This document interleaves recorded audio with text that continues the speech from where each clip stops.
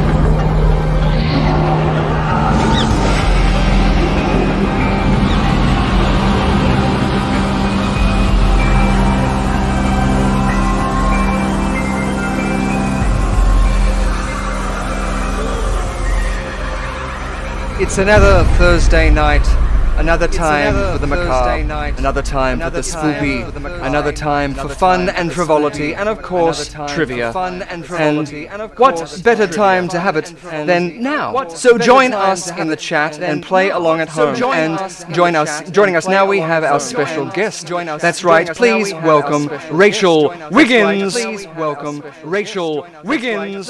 Hi. Rachel. I'm on echo at the moment. Hi. I'm noticing that. I'm so sorry about that. I don't know why. I'm so sorry about that. I don't know why. I'm so sorry about that. Yeah. Let me just play for a second and see if I can. Let me just play for a second and see if I can. Let me just play for a second and see if I can. Let me just play for a second and see if I can. Okay, I think it's quieter now. I've changed something. Yeah, let's see if that's worked. Now. That has worked. Yeah, I'm not echoing. You're not echoing. That has worked. That's amazing. I know what it is. That's amazing. Ladies and gentlemen, I'm so sorry. What I was doing, if any of you guys were playing before, we aired a premiere of one of our games called Which Day the What Stood Where. And I was watching that premiere in one of the other windows. It was hidden in many of the little tabs, so I'm so sorry about that, Rachel. Now, please join me in welcoming our special guest, Rachel Wiggins. Thank you for having me. And what an amazing intro, by the way. That introduction is quite intense, especially if on you're so much reverb. Show. On reverb, exactly. It was very dramatic. I was like, oh, okay. Yeah, and then when we were talking back and forth, I couldn't help but getting memories of the Gremlins like that. So K9 and Phil Robinson, I'm sure that you were loving that experience then going, what's happening? Is it my plugs? So that was my fault again. So yeah, live television, haha. So thank you so much, Rachel. Rachel, of course, is the director of the new Wolf Creek sequel that's coming out very, very soon. So we're very lucky to have you on board for tonight's trivia game. Thank you so much. Well, it's an absolute pleasure. I mean, any opportunity to talk about films is always welcome. So thank you for having me. No, anytime. We especially love someone who's involved in Australian horror. So it's so good to have someone involved in something that has been...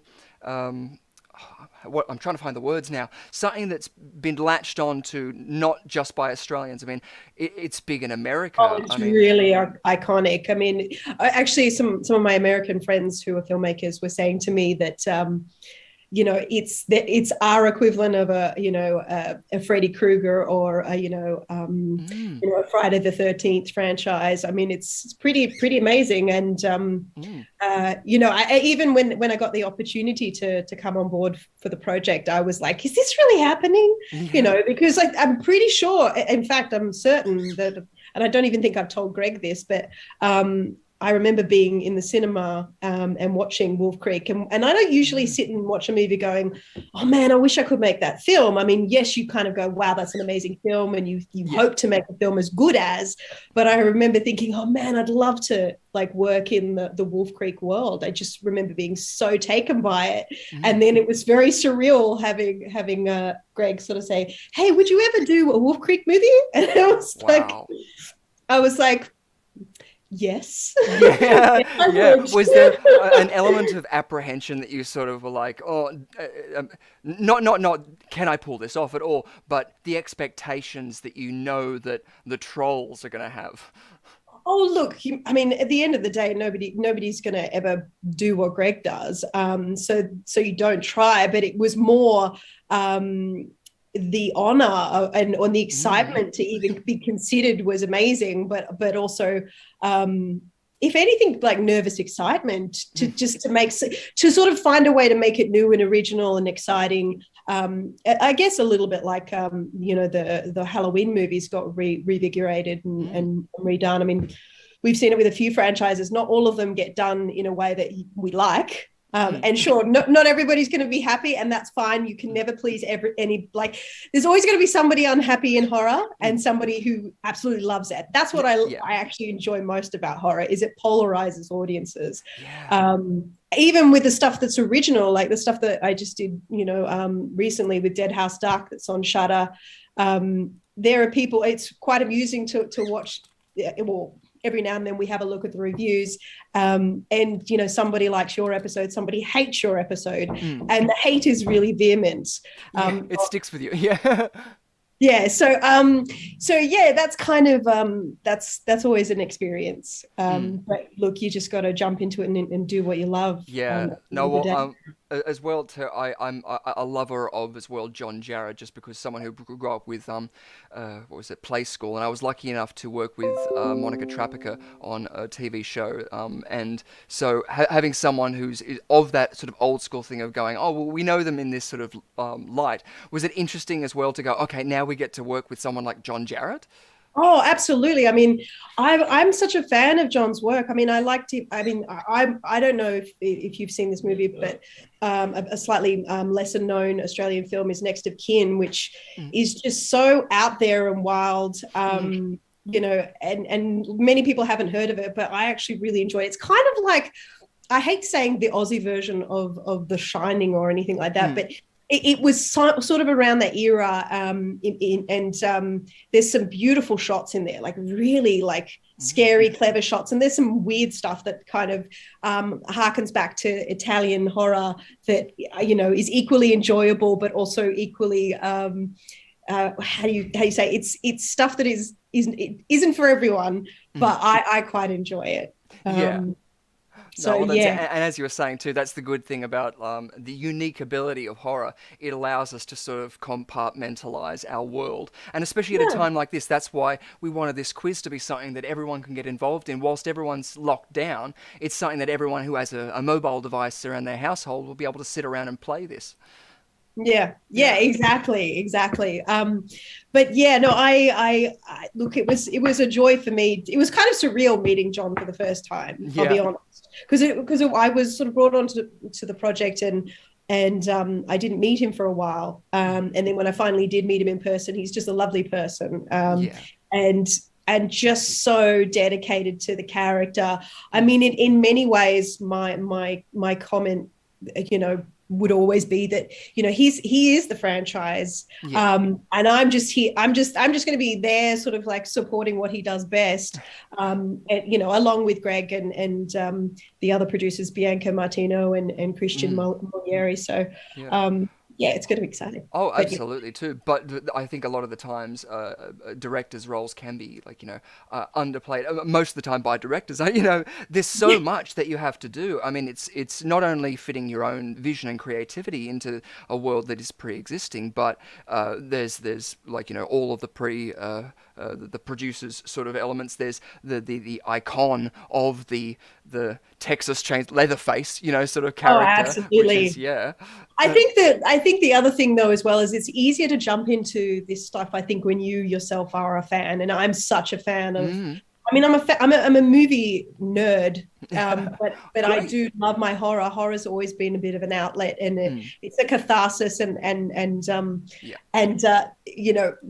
the Wolf Creek, I just loved it so much, and I love the series, and I want to see more. So when you want to see more, it just becomes I'm trying to find the best way to explain it, but it's a treat. It's a treat. That's what it is. It's an absolute treat. So it's so good. John's amazing. So it'll just really be about, and yes, there is a lot of work involved, but I mean, if you're doing what you love, you can't really be like, oh, it's hard. I mean, sure, it's hard, but if you're passionate about it, then you're doing all right. Yeah, that's it. Well, and it's always good too to have someone who's at the helm, who's passionate about the franchise, and it's not, as you say, just work. It's something Yeah. that, yeah, you have a love. It's your baby. So it's so good to see. Well, hopefully it's everybody's baby. I mean, I hear Yeah. you on the fans thing too, because I very much have thought about fans, but I try not to worry too much about where the fans are going to hate something, but rather what do they want? What are they going to love? What would I love? That's it. Yeah. Being a fan, and sort of, definitely you have to put yourself in the fans' position and Totally. go, Yeah. would they be annoyed with that? Would they not? But yeah. Or it's always like that sort of lesson in life sort of thing too. How to achieve happiness. If you try and create happiness for others, then it'll become a byproduct onto you. That sort of Absolutely. That's so good. It's a balance. It's a balance. Yeah. Cool. We'll just have a shout out to the people watching at home. We've got K9 who's got a fantastic emoji. I'm not up on my emoji, so at the moment it just looks like an eye with a crooked nose, so hopefully it's not a broken nose. Phil Robinson saying hi, y'all. Or hi, all. There's no Y in that one. Rhiannon Elizabeth Irons rejoining us saying, good evening, darlings. How are we all tonight? I'm going fantastic. How are you, Rachel? I'm good. I've got my glass of red and I'm ready for some movie trivia. Bring it on. Some fun rounds and spinning a wheel. Good stuff. So's K9. He followed that up with a hello. And Phil Robinson is excited about more Wolf Creek. So that's fantastic to see. K9 as well. Are you familiar with the Wolf Creek franchise? If so, what's your favorite part about it? I remember seeing the original Wolf Creek, and it's one of those films that sort of stuck with me because it was so visceral. Like something that they always said about the old Terry Gilliam films was like it had a taste or a viscosity, a feel to it. So much smoke, so much dirt and mud over everyone. And that's what this felt to me. It felt like an Australian version of that. So yeah. Yeah, it was almost, and this is something I was talking to Greg about, is almost has a like a almost like a found footage typeness quality to it, because you're so immersed in it because of those reasons you were just saying. Yep. It's really visceral. You hear things, you think you're smelling things that you're not, but that's part of the genius of John Jarratt is he's very good at sort of enticing out of you this feeling of unease that extends beyond just a performance. It's like your senses are immediately affected. Yeah, that's it. And again, for some Australians who aren't familiar with the series, I quite like old historical or geological areas. I think I've mentioned the ancient rocks in Tasmania. Or if I haven't, there's a 5,000-year-old fire that's happening in Wingham, which is in northern New South Wales, which apparently has been burning since the Indigenous people were there, and they were like, yeah, it's been burning. It's a coal fire seam underneath the ground that's burning. But the reason I bring that up is because Wolf Creek features the large crater, which is, of course, in the centre of Australia. So again, it's pointing people to more unique tourism opportunities within Australia as well. We've had a mention of Western Australia and the unique filming opportunities over there, especially in that sort of like, Fury Road, Mad Max sort of terrain. But again, like, the Wolf Creek, is that something that is a staple of the franchise as well? Is it as important, I guess, as the John Jarratt character? Because I've been reading articles just about whether or not John Jarratt would be returning, and so I don't want to nail down anything or force you into any things, but oh no, he'll definitely be in it. I don't think you can have a Wolf Creek without John Jarratt. Awesome. I don't think I would be, well, I would be wondering how to do it if you were to try and do it without him, and I just don't think you could. I really don't. He's just he is the franchise, and just such an amazing person to watch on camera. Terrifying as well. But yes, like it's interesting to me that it's obviously set in Western Australia, but it's been shot in South Australia, so we'll be doing the same. but it's iconic. I think it is a character. The location is a character. The land is a character, and it's one of the things that's so brilliant about movies, not just Wolf Creek, but your Mad Maxes. I mean, that to showcase the land in such a way that makes people go, wow, that's a side of Australia I've never seen before, that maybe is slightly scary, that's interesting from that point of view. But also there's a beautiful side too. I mean, it's a mix, isn't it? Oh, absolutely. Yeah, I had to do a gig where we were looking at doing 3D stuff for the Kakadu and the Kimberleys and all that sort of stuff. And it's just remarkable the size and scope of that. But with today's modern technology, I mean, it's and when things open up again, hopefully, tourism around Australia is one of the most accessible things that you can be giving back to Australia by doing it. Regional flights with Rex and these sort of things to the centre of Australia. And South Australia is a unique place I haven't explored bar the city. I've been to the cabaret festivals, and I know they have beautiful vineyards, but I'd love to go up further north towards the border and see a bit more of that land there. So it's so would I. I'd love to go anywhere at the moment that isn't just my apartment. Oh yeah, that's it.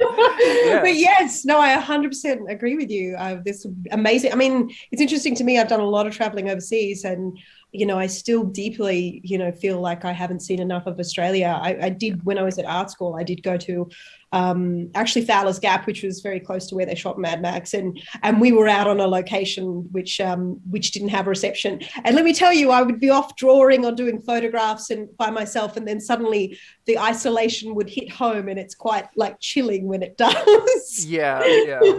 Oh, that's it. Well, what's it? I was looking into something, and they were talking about agoraphobia, and that's the fear of open spaces, or at least but apparently it's the fear that you can't escape. So the reason it's the fear of open spaces is because you have no way out, because you can see all around you and there's no way out of that area. That was right. It was a cave that was like miles underneath the earth, and it was this huge chasm. It was like 2 football field size. It was amazing. So as a slight tangent, I love my geographical things and megafauna about Australia too. So we just have Rhiannon Elizabeth Irons, who said that she auditioned for the original Wolf Creek movie. Oh, fantastic. Oh, wow. That's awesome. And making references to a character in the miniseries season 1, named Rhiannon, of course. Glad to she made through it unscathed. Spoilers. So sorry to anyone who hasn't seen that episode there. So yeah, was that a lot of homework that you had to do? Had to sort of like sift through everything. It's not really homework when you enjoy watching it. Yeah, I guess, it was, if anything, it was just like, yes, another excuse to go back and rewatch the series, which I really, I actually was. At first was so not sure about the series, and then when I ended up watching it, I was pretty hooked. I particularly really liked. I mean, both seasons were great, but I personally really enjoyed the second season. I think it was great to sort of, when you have an ensemble cast of people. Again, spoiler, but when you have an ensemble cast of people that potentially can be can be offed by Mick, it's always a joy to see how he takes them down. And there was one kill in season 2 which I just thought was brilliant. Yeah. I don't want to say because I don't want to ruin it, but it was one of those moments where I watched it and I was like, oh, like, when you cringe, but you kind of admire it at the same time. No, that's it. Some of them that are so like brutal, or they go on and on. That's why I love some of the older sort of schlocky effects that they might do, because you can sort of laugh with it, and then you're imagining, but if it was real, it's a great sort of juxtaposition you can play with. But I was going to say, if everyone has seen the first Wolf Creek, because that's one I think we're safe to say with spoilers, what was your favourite offing of one of the characters in the first Wolf Creek film? So everyone, you can comment down on the side there, or even your favourite moment for the first Wolf Creek film. But one of my favourite moments would definitely be the moment where I've forgotten the character's name, I should know, when he kills the second girl, whose name escapes me. I keep wanting to say Liz, and it's not Liz. But when he shoots her, and we're at a distance from the shot, and then he kind of looks around, and you have no idea what he's thinking, but there's this chilling sort of like detachment and about what he's just done, but you really want to know what he's thinking, and you never find out. And that's what I found. That moment there was just my favorite, because I think that's always what's chilling about serial killers, is not knowing why or what they're thinking. Absolutely, yeah. So yeah, No, it's one of my favorites. I just had a flash because I remember that moment thinking Castaway at the end when he's doing that same look around, but also on that same thing, I can't remember if it was called Zodiac, but there was a very sort of realistic reenactment of the Zodiac killings, and the thing that got me in that was the silence. He's talking to her and he says, "Don't worry, it's going to be okay." And then just suddenly stabs him back. You don't see any of the killer except the victim getting stabbed. But the silence and just how impartial it was. And it just sort of took me back, and it drained me, even just thinking about it now. It was so cold. And I think that's the same. Yeah, he does this and then he's just looking around. But is he looking for someone? Does he think anyone's around there? The soundscape of that just doesn't allude to that. But yeah. It's brilliant. Yeah, silence is always great in horror. I think it's a hard thing to do. I've seen a lot of filmmakers who do it brilliantly, and you just got to admire when you just decide not to let too much happen in the actual sound department of a scene and just let the silence play out. It just makes the audience really, uncomfortable. Yeah, absolutely, anyway. Yeah. Fantastic. Well, if you have seen the first Wolf Creek film, please do jot in the chat if you had a favorite moment from that first Wolf Creek film, or your favorite kill. I have mentioned one in, I think, one of our quizzes that we had before. But now, joining us as well, we have our lead surgeon, Mr. Sol Muerte. Please welcome him. I can ask him to unmute. There we go. He's joined the chat, ladies and gentlemen. There we go. Awesome. Hey! Fantastic. And will he unmute? It's usually me. There we go. There we go. Awesome. Yes, we have audio. I tell you something, the gremlins are in the works tonight. Oh, that's all right. We had some gremlins here as well. You can hear them at the beginning of the live stream, I'm sure. How are you, Saul? I'm good now. I've still got my creepy daughter's dolls in the background, so I do apologise. But I'm here. Good. I'm here. That's the main thing. I'm ready. And thank you so much to Rochelle as well. I was listening in the background on my other computer. Look, this is the guilty thing. Just gave up the ghost. Oh no! And it kind of coincided with my bulb blowing on my lamp, which so I think everything's kind of connected. So a bit crazy. So. Thanks to the modern devices, though, I'm doing this off my phone, so I'm hoping that's going to be okay. While I have my other computer running in the background too. So let me know if you can hear me and see me okay. Yes, all good. And I'll echo that out to the people who are watching at home. So yeah, if you're noticing any problems that I'm not noticing, please do let us know if you're having any audio problems, or he's dropping out because he's looking as pretty as he always is up there at the moment.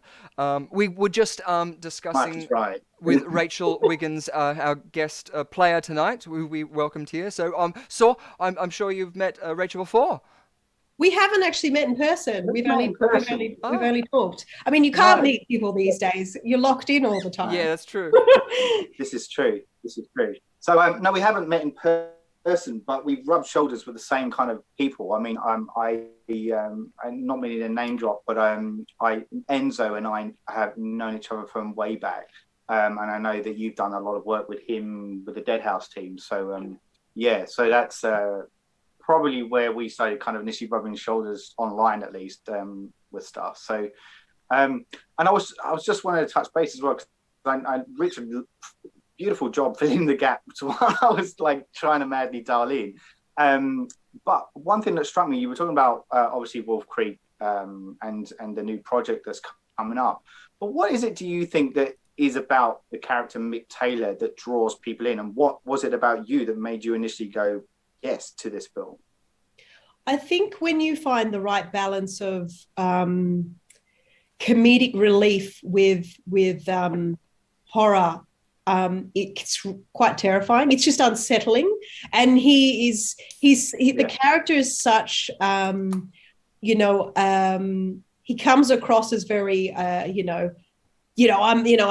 who I am, and I might burp or say something inappropriate, but he makes it kind of like, oh, it's just him being him. And then suddenly you realize, no, this guy is completely not likable.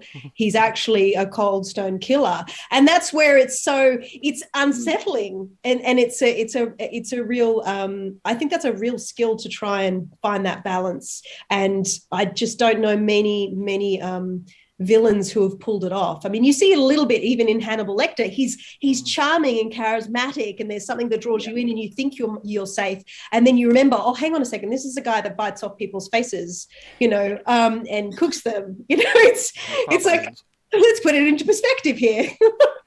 Yeah. So yeah, that's what I kind of like. I like that he could be the guy next door, or the uncle of some friend, and you wouldn't know. And that's what's scary. What about it for you? What about for you? There's a lot of similar stuff that you're kind of touching on there, to be honest. And I think like it's been kind of rare that we've had somebody. I mean, when did Wolf Creek come out? The original one, was that like, it was mid 2000s, wasn't it? I'm trying to think now. But when I think it was 2003. When it initially wasn't it? Yeah, that sounds maybe right. 2003. Now we're testing ourselves, aren't we? Yeah. But anyway, like I remember clearly when it came out, and I think what's interesting is that we haven't had a kind of serial killer of that kind of personality on screen for quite a while. And what is probably more shocking about it is the reality of it as well, especially like, and that's something that I think both series and the films have kind of stuck to, that kind of gritty realism with it, which makes it even more kind of disturbing when you have his kind of affable, kind of warm character suddenly flipping on a dime and turning nasty on you, which is kind of like, I think that's what the appeal is, and that's what makes people kind of tune in again. I think that's what made the series really good too. Well, also, I think like you were talking about that iconic laugh a moment ago, well. and I really enjoyed going on that journey. Yeah. Because I know that's especially my favorite kill was the scene in the car when he ends up, I think, stabbing her and does that whole thing in the head on a stick. She doesn't die there, though. No, she doesn't die there. He milks that death. I think that one is definitely my favorite. Oh, you're right. I didn't actually answer you before, but I think that would have to be my favorite. Oh, God, yes. No, that's all right. Because, you're right. I mistakenly, that would be my favorite moment then. But yes. Sorry. His laughter in that. Get more technical on you. No, you're the director. I mean, that's it. No, not at all. I mean, yes, but no. But that's it. Like, as in she tries to start the car, I think, and then it's just silent and you hear his laugh. And that sends the shivers, starts it all. Also, the way that his face lights up in that particular shot, I remember finding it really disorientating, because when I first saw it in the cinema, it took me a second to work out, is that a reflection or is he in the back? Like, it was... And it was just it was very clever. It was just a well drawn out moment, because the whole time you're watching her going through and looking at the video cameras and the belongings of all of the people, and you're like, get out of there. But you also know why she's maybe not rushing. You're just like, she's going to die. Oh. I love those moments where you kind of want the person to survive, but you also want them to. I mean, I think that's the other reason why she was such a great character. Oh yeah, one of the few times you did not want a character to die. Yes. And I think everybody hoped she would survive, and then she didn't. So I like that there was no mercy. Yeah. Well, that too, even about pulling his hands out of the nails. I mean, that's, I think, one of the only films that I've actually worried about tetanus. Like, going, the infections, let alone the pain. Like, the infections. Yeah. Yes. We also had Rhiannon Elizabeth Irons coming in there saying it was 2005, and I have I was going to say it's 2003 or 2005. I think it was 2013 that was the second film. Yes, so that's where I got the three mixed up. I should know, but it's less important. Probably. Phil Robinson as well is saying the flying kangaroo from Wolf Creek 2 was his favorite moment. Yeah, very good one. Yeah, I haven't seen Wolf Creek 2. I've only seen Wolf Creek 1. Hence me asking the question for Wolf Creek 1. But now I'm going to be following them all up now. Oh, sweet. Saul's just had to rush off for a second. So that was that gap leaving it open for him. So, sweet. Fantastic. So, yeah, what happens to the flying kangaroo? It's, I'm assuming it gets shot? Oh, you have to watch it. Oh, okay, yeah, I have to watch it now. No, it doesn't. They'll give you a clue. It doesn't get shot. Oh, okay. Well, he might. She probably would shoot one, but I think the one Yeah. he's referring to, it's not shot. Yeah. Well, I always as well love the backstories of characters. I mean, I've delved into a lot of what is it? The Anthony Perkins, Norman Bates, and I love the films. Well, that was even when we're talking about remaking a film and things like this. Sometimes they'll get a pre-existing script and story and just attach it to the name. So that's another reason why I sharing my love, the fact that you're attached to this, not only that you love the project, but you're bringing your own unique, a story that's going to follow a lineage rather than just going, oh, Sharknado 2 didn't work out, let's rename it. Yeah, I think it's really about, paying homage to what was great about, 1 and 2, particularly for me, 1, because 1 was just such a, such an amazing film to watch, and really, like, I rewatched it many times. Yeah, I guess is, you want to stay in the world. You're not reinventing the world. You're just just showing it from a different perspective. So that's adding to what we already love is what you should do. Totally, yeah. That's what I think anyway. Exactly too, because even where you've got that lore base, because even delving into characters, I have an actor's background, so I'll usually try and justify objectives regardless. But in doing that, I love the mixture of lore, particularly vampires. Being invited into a premise was never really a concept I even thought of until I think the Twilights came around. But even, do you know? Are you a vampire fan? I should ask. I don't know. Oh yeah, every monster. I mean, look, anything horror, I'm totally down. I mean, I love my zombies. I love my vampires. Great. My werewolves. Pretty much. Do you have a favorite Dracula, maybe? I mean, look, there's now so many. There are so many. I'm just such a. I try not to have favorites. I mean, sure, sometimes you do, but I love some of the original stuff, the black and whites, but the Bela Lugosi's and stuff. But I really enjoyed Francis Ford Coppola's take on Dracula. I've just thought, and also Gary Oldman is just amazing. He is a chameleon. He's one of the most exciting people to watch transform, because he really does. I mean, you look at all the movies he's been in, like everything from The Professional or Leon to what he did recently, the political figure. Where he was in the prosthetics. I should know. Winston Churchill. Yes. The Winston Churchill. Was it called? I'm trying to think of what the name of was it Churchill? Maybe it was called Churchill. I feel like it might have been, yeah.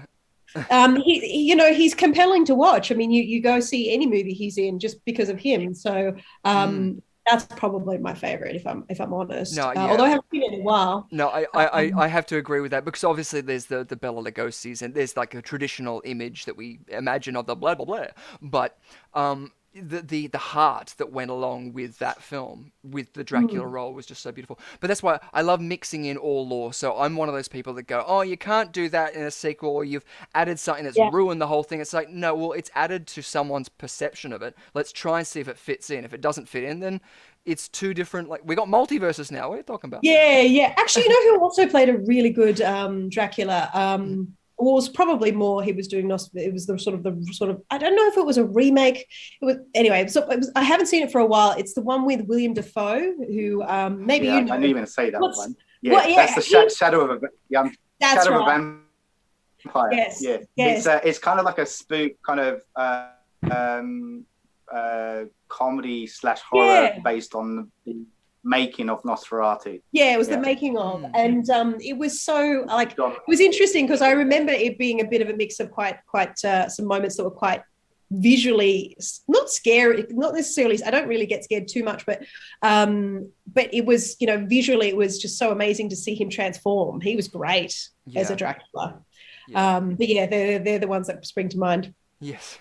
Oh, fantastic. Awesome. So, we do have Saul back now. So, it's good to see you're here. Welcome back. Yeah. There seems to be a little time delay. Sorry about that. I just, Yeah. Oh, there is on me. That's right. Just a little bit, but that's right. If we're both just aware, we'll just have that little pause for each other. But Sure. you Um, talk through so that we'll let you talk. it's probably because I'm going off my phone, as I said. So yeah, Should be it's all probably good. because I'm going off my phone, and that's why I had to run off because I'm going off my phone. I thought I'm going to need power to back up my phone, so I had to quickly get my charger. So apologies for everyone. No, no, it's all good. Sweet. Confetti. um, yeah, no, I don't want to give any spoilers away, but I'm halfway through watching Midnight Mass at the moment on Netflix, and I'm a huge fan of Mike Flanagan's work. Massive fan, and my God, I am loving it. I'm 4 eps in it's a 7-ep arc, and it's brilliant. It's really good. So I've just obviously without too many spoilers, but I was wondering if anyone's caught that yet because it's really good. Phil Robbins, it's a good time. I've seen the first episode and part of the second. I was like you. I was really captivated. There's some really great stuff in there, and I like Mike's work as well. But I haven't. I'm dying to actually watch it. I would have been watching it tonight had I not been on. But I'm happy to wait and watch it because you don't want to binge everything too quickly. I mean, I kind of did that with Squid Game. I watched that recently and was like, really enjoyed it way too much. I ended up sort of doing the back-to-back, having a little break, and then just kind of ended up going back and watching another episode. So yes, I'm keen to watch more. If you're hooked, I'm sure I'll be hooked. Yeah. Look, I just what I really love about Mike is that the depth of character background he has, and I think that's what really hooks you in. And the characters are really strong in this, and and that's not giving anything away at all for anyone who hasn't caught it out there. But it's I think because of that, that's what hooks you in, and the way things slowly unfold. And it's got that whole kind of small town, kind of American kind of town. It's set obviously on an island in this case, and there's lots of people who have kind of talked about similarities to Stephen King's writings as well. And obviously he's not a stranger to Stephen King's work, having done Dr. Sleep and Gerald's Game as well. So he's definitely in tune with King's voice, shall I say. And this feels it could easily be set in, Derry in Maine somewhere as well. So it's very cool. I'm liking it. Yeah, I love the small town setups as well. That and anything cosmic horror as well, like Lovecraftian as well. Those two elements combined, then you've got gold. Yes.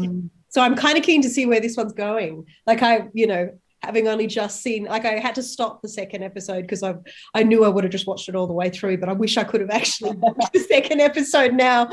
But I probably would then want to talk to you about it, so we don't want to spoil it for the viewers.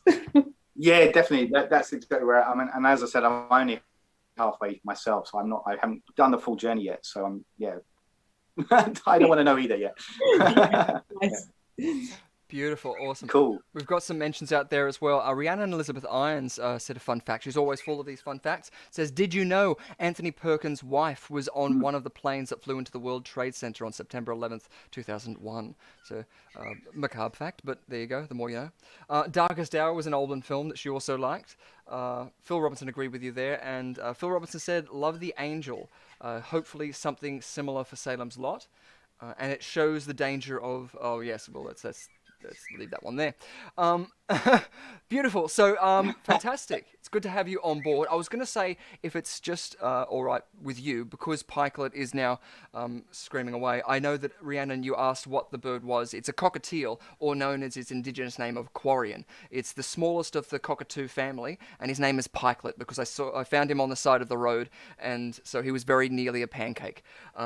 So that's who's making a lot of noise. If you hear that, I apologize. But I did want to also just make a quick shout out to our prize sponsor tonight for the Quiz Arena tournament. So if you are our winner of the Quiz Arena tournament tonight, our fourth round, you'll be getting a $25 voucher from Suicide Glam Australia. Suicide Glam Australia has alternative gothic wear for all different varieties. If my mouse is not going to work right, awesome. They've also got some fantastic stationery and things like that there, so you get a $25 voucher to spend on their website. If you win win the that's tournament awesome. tonight. So yeah, get amongst that. We had our Krispy Kremes on last week, so Steve Maresca was our winner for that. I So we didn't know there were prizes. This is outrageous. I love it. Oh dear! Oh yes, fantastic. We leave it out there for the audience, so all that you need to do to play along is to enter the number in the chat down there. But before we play our fourth round, we do have 3 rounds of games and a Better Beat Saul. So there has been a trailer for this video out there that the viewers might have seen, and we might play a little bit when we get to that round so that it will refresh our memories. But unless there's anything else, Saul, that you wanted to mention, we may move into the games if you're happy with that. I am more than happy to dive into the games. I think we've given enough preamble. Let's give the people what they want. Perfect. Awesome. And thank you, Vincent Parfit, for the subscription. Thank you so much. It really does help. Every like and comment and subscription really does go a long way. And we do want to hear what you guys like, what your favorite game is out there. So speaking of games, why don't we get into our first game? But we have so many to choose from, ladies and gentlemen. So many. And I love the old gimmicks. So we thought we'd implement something that I had from an improvised comedy group where we used to have a musical that each round was based on a different song that ended that round. And so it was called the Wheel of Four Tunes. And you would spin it, and that would mean that you would have to do a scene that leads up to that song. Anyway, we're going to spin that wheel now, and here it is, ladies and gentlemen, to see which game we're going to be playing. So our choices are, we have Better Beat Saul, of course, we have Brittany the Toxic Avenger, we have High Anxiety, we have Monster Mashups, we have Player's Choice, so that you can choose whichever one you want, we have Pop Quiz Hot Shots, we have Ins and Outs, and we have Spin Again, my personal favourite, and Venkman Burn in Hell. So there's plenty of choices to be had there, ladies and gentlemen, and I suffer at a terrible problem of not being able to do 2 things at once, so I apologize for my lagging in this whilst I open this up so that I can activate the whole thing. But is there anything that's standing out for you guys? Any game you particularly want it to land on? Oh, I'm just curious to know what High Anxiety is. Ooh, yes. Have you seen the film High Anxiety? I don't know that I have. I mean, I probably no. I don't think I have seen High Anxiety. It's or maybe I have. I'm terrible with names, so no, that's absolutely fine. So am I. Yes, this is a Mel Brooks film. I know that's another name. Oh, I have seen it. I have seen it. There we go. Perfect, Give me a second. This is his homage to all of the Alfred Hitchcock style films, and it's one of my guilty pleasures that I've found. That's the one I go back to when, it's late at night and you go, oh, I've got to edit or I've got to do something with numbers, so I just want to put something on in the background. I always end up watching that. So that's it. Phil Robinson, he wants to see Monster Mashup. So cool. What about you, Yeah, Saul? I would be down for Monster Mashup, actually. That's the one that I would probably... Nice. I think that would be fun. Cool. Awesome. And all of them do have stingers. I'm kind of keen for... I think I'm kind of keen for the toxic one but that's only because I love the stinger. You gave me a sneak peek of this behind the doors, and I just love it. So, Yeah. Okay, now I'm curious. Yeah, I haven't seen all the games, so I don't know which ones, what each one is. I know a couple of them. That's right. But I haven't seen them all. Quite a few, and I get elaborate, as the viewers at home probably know, with my stingers, but all of these do have stingers to them. And I usually like to surprise you too with different games that I've made up that I'll throw in there, like banking on it. Sometimes they don't work, sometimes, but we try and make it work. So hopefully these should be. Brittany the Toxic Avenger is trying to play with some music games. I'm a big fan of Spicks and Specs, the TV show. So I want to play with some of the musical elements of that. So I've shared my audio, so hopefully you should be able to hear the audio that's playing on mine. Just to be safe, let's hear some confetti, and you should be able to hear this. Awesome. Cool. Did you hear that okay, Saul? Yep. Love the confetti. Beautiful. Awesome. Yeah, I heard it. Thank you. Awesome. Well, without further ado, let's go with a spin of our wheel. First spin for tonight.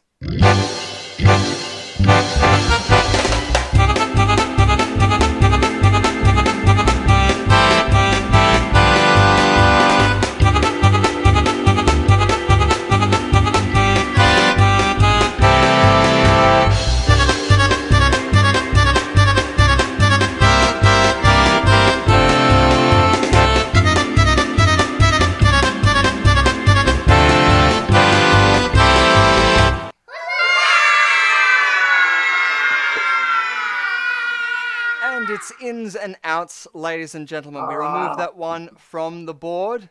Close that window there. I haven't seen ins and outs, so this is going to be interesting. Oh, good. Fantastic. Soul was like, so what does that mean, Soul? I think he just likes I actually really like this one, and I think you will too. Okay. So this Rachel. one is based around... I'll let Rick do the honours. There you go. The intro to a film and the outro to a film. So you can score points based on whether you get it from just the screen grab, from the initial screen grab from the film, or then we play out the full intro, and if you get it from that, you get 3 points, I think it was, and then we play the outro, and if you get that, you get 2 points. If you get after that, you get 1 point. So there's points abound, and I'm probably going to lose track, so please keep me onto it if you feel like you've been left behind. But without further ado, we go into our first game of ins and outs.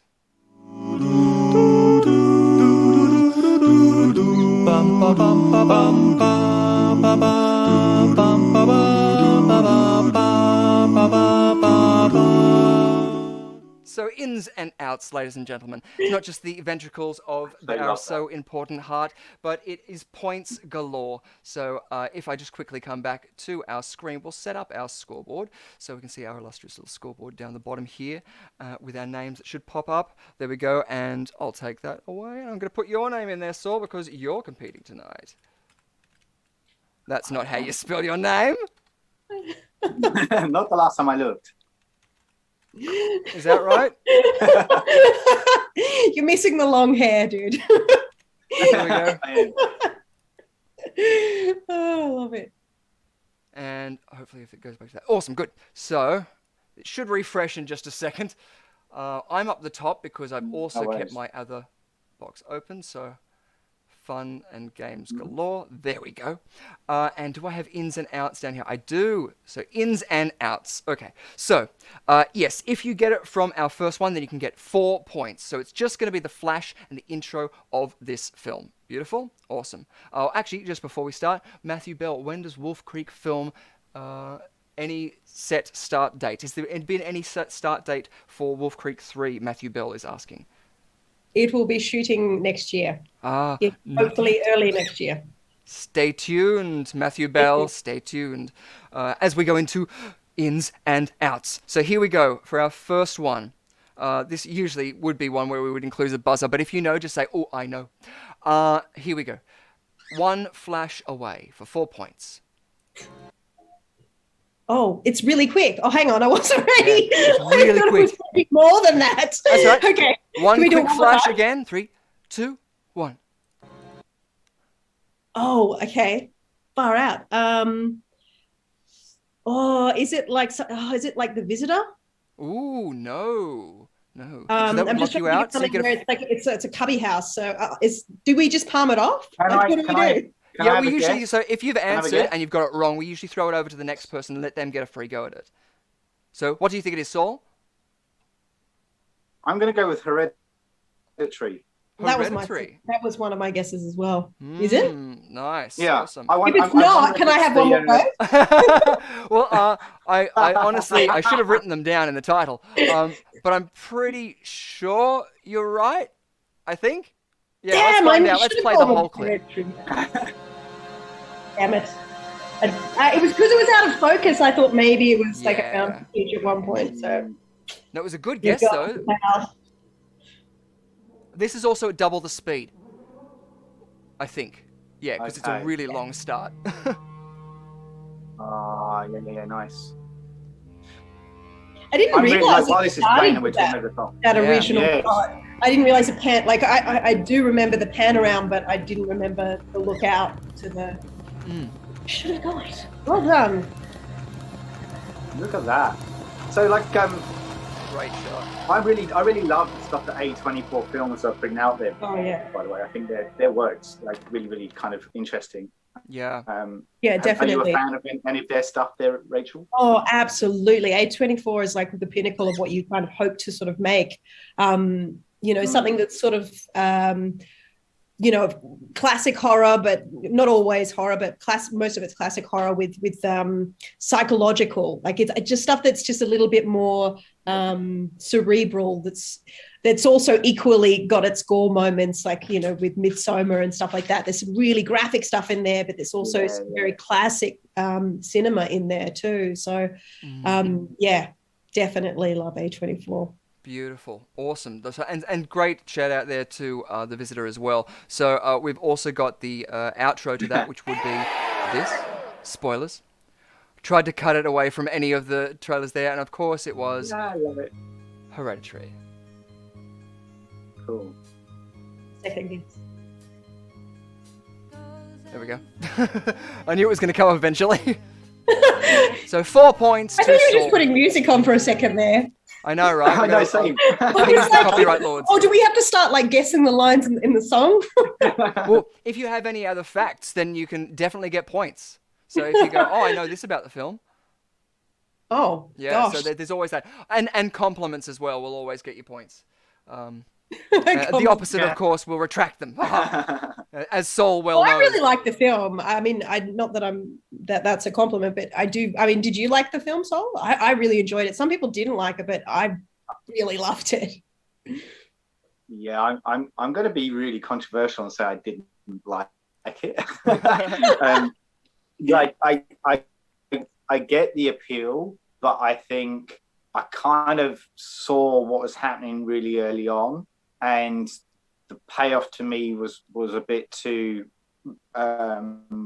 far-fetched. And I'm a huge fan of the occult kind of films, where this falls heavily into. And I feel like for me, Midsommar is a far greater film than Hereditary. Oh yeah, would definitely agree with that. He learned a lot from that, and I think my name's escaping me now, but the guy that directed The Witch was heavily Ari Aster heavily consulted with him in the making of Midsommar as well, and I think you can kind of see where that's coming into effect. And I think Ari Aster grew a lot in Midsommar, and I think it's a richer film for it.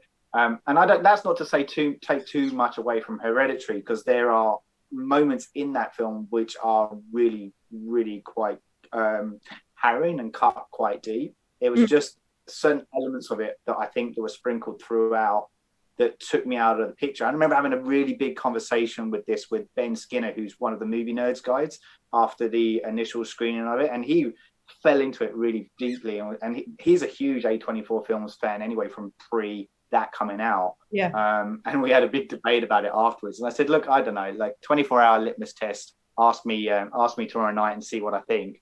But my initial gut reaction was that I wasn't that hooked. I have watched it since, and I appreciated it more the second time watching it, but I still stand by some of those core elements that were in it that I just didn't click with. Yeah, I can see why some people don't like it, but I mean, there was some moments in there that I think I just was in that I fell into it, like you said, that definitely happened to me. And I think some of those visual design elements that are in the film were probably what also drew me in, having been a production designer as well. You love that stuff. It's those little details when you see the books and you see the little symbols and things that a lot of people go back and rewatch. That's the stuff that I love in that sort of a film. Oh, absolutely. I don't want to interrupt, but one of the things that was a call to that was when Lux Voco, who made the 3D and the music for our intro, saw our TV needed an upgrade. And so he actually designed this whole thing around. And so all of the little nooks and crannies, he wanted to make it so that you were constantly looking at little details and finding new things. So that is something that, at the start when we were introing in and seeing the It balloon and stuff like that, I saw all those little details and was like, oh, this is made for fans. That's it. Yeah. You would have been the sort of people looking around in, what was it? Which one is it in the Neverending Story? Is it E.T.? I think is standing amongst them. Like Oh. those sort of things, like where you go, oh, there's It pops up in R2-D2. a few things actually, in Star Wars and lots of things, and Yeah. Ready Player One and all of those things. They It all gets know around. each other, so I like it when they pay homage to one another, the directors, and you see like characters in other movies popping up. Yeah, absolutely, yeah. Well, we also had Phil Robinson as there saying Hereditary. I'm not too sure if that was before the time that he got it. So awesome, done stuff there. Okay, good. So we got 4 points for Saul. So yeah, still making up some ground there, but we'll go into our next one. So that was 6. We're going into our next one. For a quick flash, here we go for 4 points. 3, 2, 1. Awesome. What could that be? Oh wow! Let you have another flash in 3, 2. Can 1. I? Yes, Saul? I have something coming to mind, but I feel like it's not that. I'm like, that's not. Like I don't- was originally going I to was say gonna- something. I was going to say Silence of the Lambs, but it's not Silence of the Lambs, I don't think, because No. I'm just imagining the house with the chick that he covets. Yep, But yep. it's not Silence of the Lambs. I don't think it is. Yeah. Just, No, that's but that'd you know when even you be- have a movie come into your head and then it clouds what you actually know, like what it could be. Yeah. Is that in your head? Yeah. Yeah. That's exactly what happened to me on the last one. No, you're right. Yeah, because now I'm thinking of The Cell for some reason. Like how it's in the middle of a shack that place. Something. Oh, of course. So yeah, but well, that was a question. Did you think of one, Saul? Do you think of one? What it could be? So how does this work? When we guess, do we get locked out, or is that a different one? I'm thinking of? Yeah, 'Cause that's my because we haven't got hunch the is that- buzzers. Like we can't really guarantee Yeah. someone's answer. But because there No has been worries. the name of a film and I've discounted it, I've counted that as a guess. Oh, which one? What? Okay, so I wasn't I'm- guessing Silence of the Lambs. I knew it wasn't that. Oh, okay. Oh, she knew. It No, wasn't. I knew Okay, it wasn't. I knew Okay, it so wasn't. you know- That's no, what no, was you're right, clouding yeah. me. It's Okay, definitely that's true. not. You did say that. I back that up. Yeah, You're right. You're right. So yeah, it's open to either of if you. I'm gonna go for a guess, I don't know why, but I'm gonna say Psycho 2. Psycho 2. No, that will lock you out. Bye-bye. Damn. Psycho 2. But Yes, I awesome recognise reference. Awesome Those reference. steps, though. I really like that film because in that film, that's when he comes back and he thinks that somebody else starts committing the murders. Sorry, spoilers again. But he thinks he's doing it, so he starts covering them up. It's great. It's really good. Sweet, awesome. So that gives you a free chance there, Rachel. Oh man, I still don't know because all I keep thinking of is the Silence of the Lambs now, but it's not. I know. Vincent Parfitt saying Cabin in the Woods. No, it's not that. No, It's not the Goonies either. Phil It did Robinson's a look great bit- reference. It's that suburbia kind of. I'd say Nice. Goonies is the vibe. It's maybe the closest vibe. I think. Oh no! Now I think I know what it might be, but I'll give you one more flash. One more flash, and this is for Rachel's last Give us flash. another flash. Yeah. Give it. Oh, hang on. I didn't see anything there. I didn't see anything. I just. Okay, zoomed. here we go. 3, 2, 1. Oh my god! I feel like I know this, and I'm going to kick myself later. So again, this It's is bugged after. Crap out of me. I can see it. This is after or before any of the title cards. So obviously, if it says the title of the film, I haven't included know that. this. And if it's in has any starring or any of those credits, it's all been taken out. If it's not the Goonies, but it's in that realm as well. I feel like It's closest to that. Lost Boys. No, it's not. Lost Boys is a great movie. Love that movie. Am I allowed another guess, or where are we? Well, this Go is on, still technically why not? Rachel's. Why not? Go for it, come on. I've lost. Well, everyone's I having know a we're guess. So lost. yeah, It's if all good. Rachel's happy for you, why not? Oh, look, I'm happy for you to have a crack while I'm thinking. Yeah. Go for it. Otherwise, we'll play the whole clip, the whole intro. Well, without saying it, can I just say, is it a film that may have starred Tom Hanks? No. What, The Burbs? Is that what you were thinking? No. Great Ah, reference. damn, that's what I was thinking it No, was. it's not. Yeah, okay. No, Right. this is one that you've actually mentioned references to earlier. So I think that we might get to Gonna bug showing me. for 3 points the whole intro. So for 3 points, we've got the whole intro playing Okay. now. You might be kicking yourselves. Oh, it! Yes! Should have known. Should have known. The mini series on TV. You're absolutely right. bloody hell. I was like, I knew it, but it just took a second. You knew it. I think I need like 2 frames and then I'm good. Yeah, that's it. I nearly said that as well. Well, it was in my head, and I was thinking of the washing line sequence, and then I talked myself out. Yeah. No, well, that's what happened. To be honest with you, I did Hereditary, and the reason why I didn't say Hereditary was because it looked out of focus. So I thought maybe it was like a found footage film, and then for some reason the Visitor came into my head, and I forgot everything else. I actually thought at one point maybe it was like the Blair Witch or something. Yeah. When I initially saw it, I thought people were going to say it was the Signs with Mel Gibson. Oh, yeah. Just because it felt like a Barnhouse or something. Yeah. Yeah, that first grab. But yeah. Nice. Awesome. So, yes, nice. Rachel, you got 3 points. Nicely done. I'm on the board. Thank God. Well done, Repeat a little bit. Nicely done. Awesome. And, of course, the outro for that film. It's all good.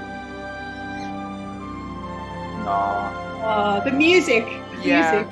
Puts you back to a certain time. Causing a major disturbance of traffic.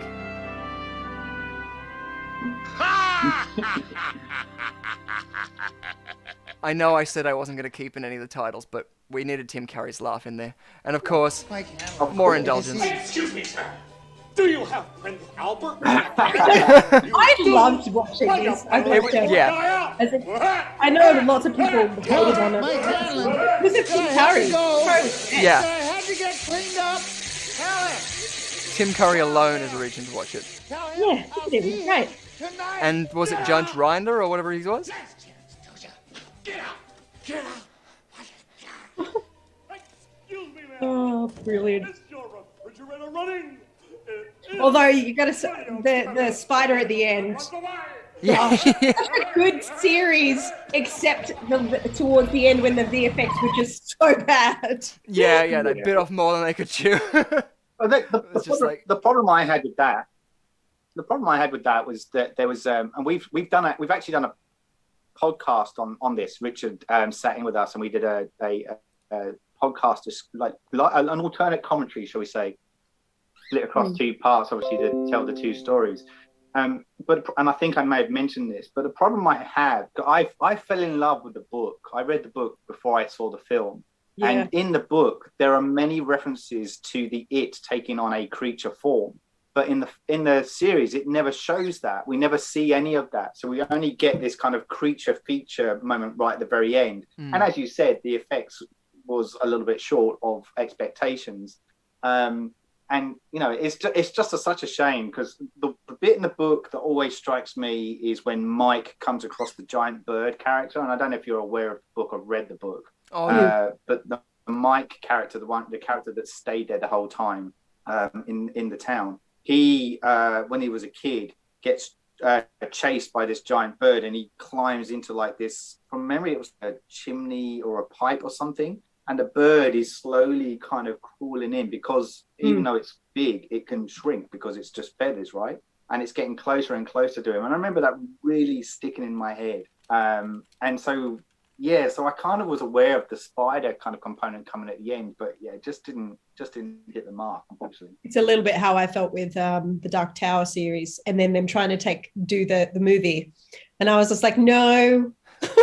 There's some things that you just kind of wonder whether they transcend as well from a book into the screen. And I certainly don't think that you could cram it into one feature. It needed to be a series, I think, or at least a series of features, because there's so much to it. And those little, little details in the book that, like you say, they become really like visceral for you. And if they're not good in what you're seeing, then it's just, it lets it all down. I did think all of did you like the remake? Well, it's not really is it a remake? I guess it's not a sequel, it's not a prequel, it's an equal. Do you have Albert are you playing it again? Sorry, yeah, that's my fault. I really see that the problem I had with that one as well is that the first one was always going to be really good, because of the choice they made with it of doing the kids' version, the story first, and then doing them, whatever it was, 20 years down the track for the second one. But I think think, and I get why they did that, mainly because, well, that's where all the best stuff happens when they're kids, right? Even in the book, that's when the best stuff happens and the stuff that you connect with. But I think that by separating it like that, the stuff that happens when they're an adult is just never nearly as effective and never nearly as gripping. And I think that was always going to be a tough sell. And I think I personally questioned some of the casting choices with it. Oh, really? For the second as well. For the adults or for both of them? I'm sorry, say that.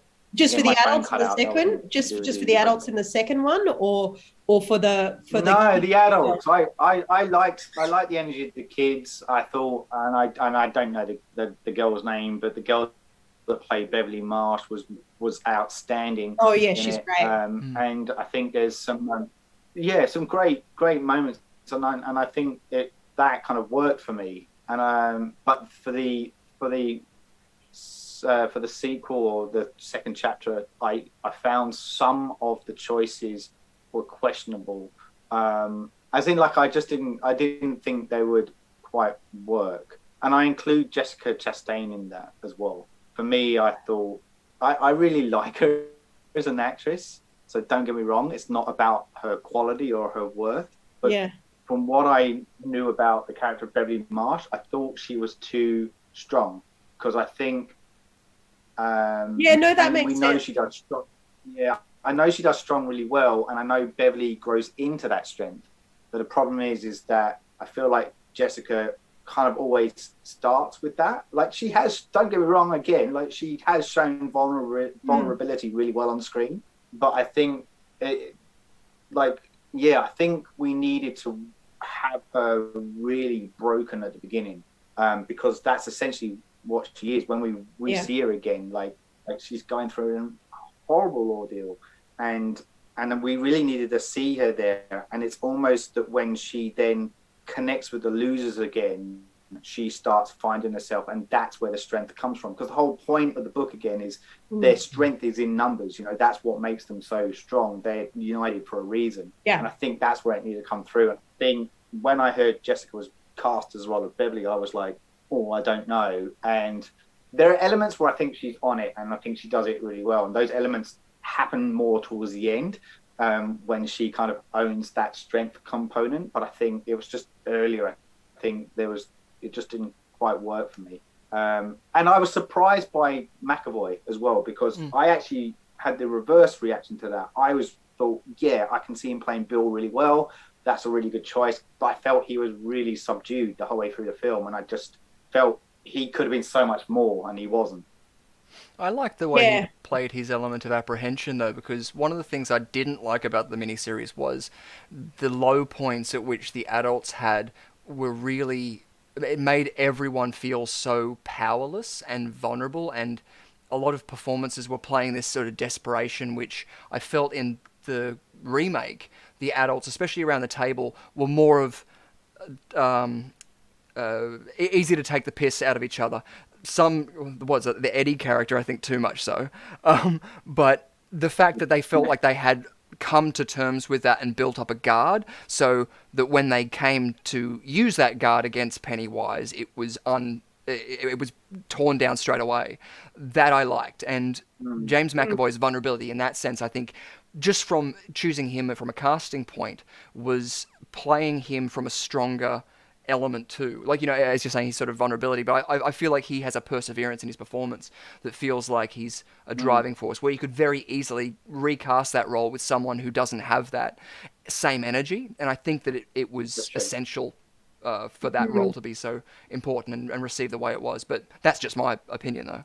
Yeah, one of my favorite, though, and I know we could digress for days. Richie was awesome pick. I thought that was such good casting. Absolutely, with is it Bill Hader?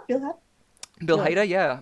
Bill Hader. Bill Hader. He's great. He's so good. Spot on. He was just, again, another example of the right balance of humor with horror, because there are moments where you kind of get lulled into, okay, you get a breath, you feel okay, and then something really horrific happens. Yeah. You know, like them opening the door and seeing the cute little puppy.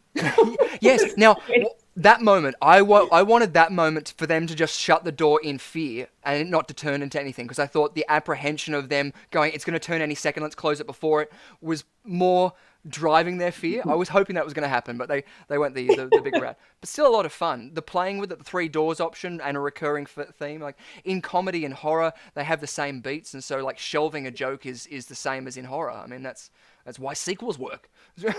Yeah, true. Sweet. Well, following on from that segue, why don't we move straight back into our next scene for ins and outs. So we've seen 1, we've seen 2, we're on to our 3rd one, aren't we? I think so. Awesome. Yes. So for 4 points, here is your flash in 3, 2, 1. Ooh, The Night of the Living Dead? Oh, no. Oh, damn, So it's you're actually locked off the mark. I'll show you one more time, flash. 3, 2, 1. Nice. So free. I think I've got to be quiet now. Sorry, give me a sec. Yeah, we've got a free chance at that one. I think I may know what it is now. Yeah. Hold on to that, because Could be wrong. So. quick flash for you. That's a last flash. Oh, it's 2 things that I think it could be actually now.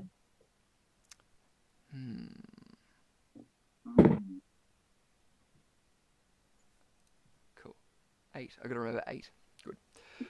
I don't know. That's got me stuck. Oh, you got a free guess for 4 points. I do, yeah. So I keep looking at the wrong. I've got my monitor on below me here, which is why I keep looking down at the live feed. So I'm trying to watch everything off my small phone. Oh, sorry. So hence why I keep looking down here. I keep missing it when it's on the live feed. So I'm looking up here, going, "All right, that's it." Look down, and I keep missing it. Yeah, Rachel as well. I can throw you a link to the YouTube video so that you can watch it on that. It will have a little time lag if it's hard for you to see it on the Zoom video at all.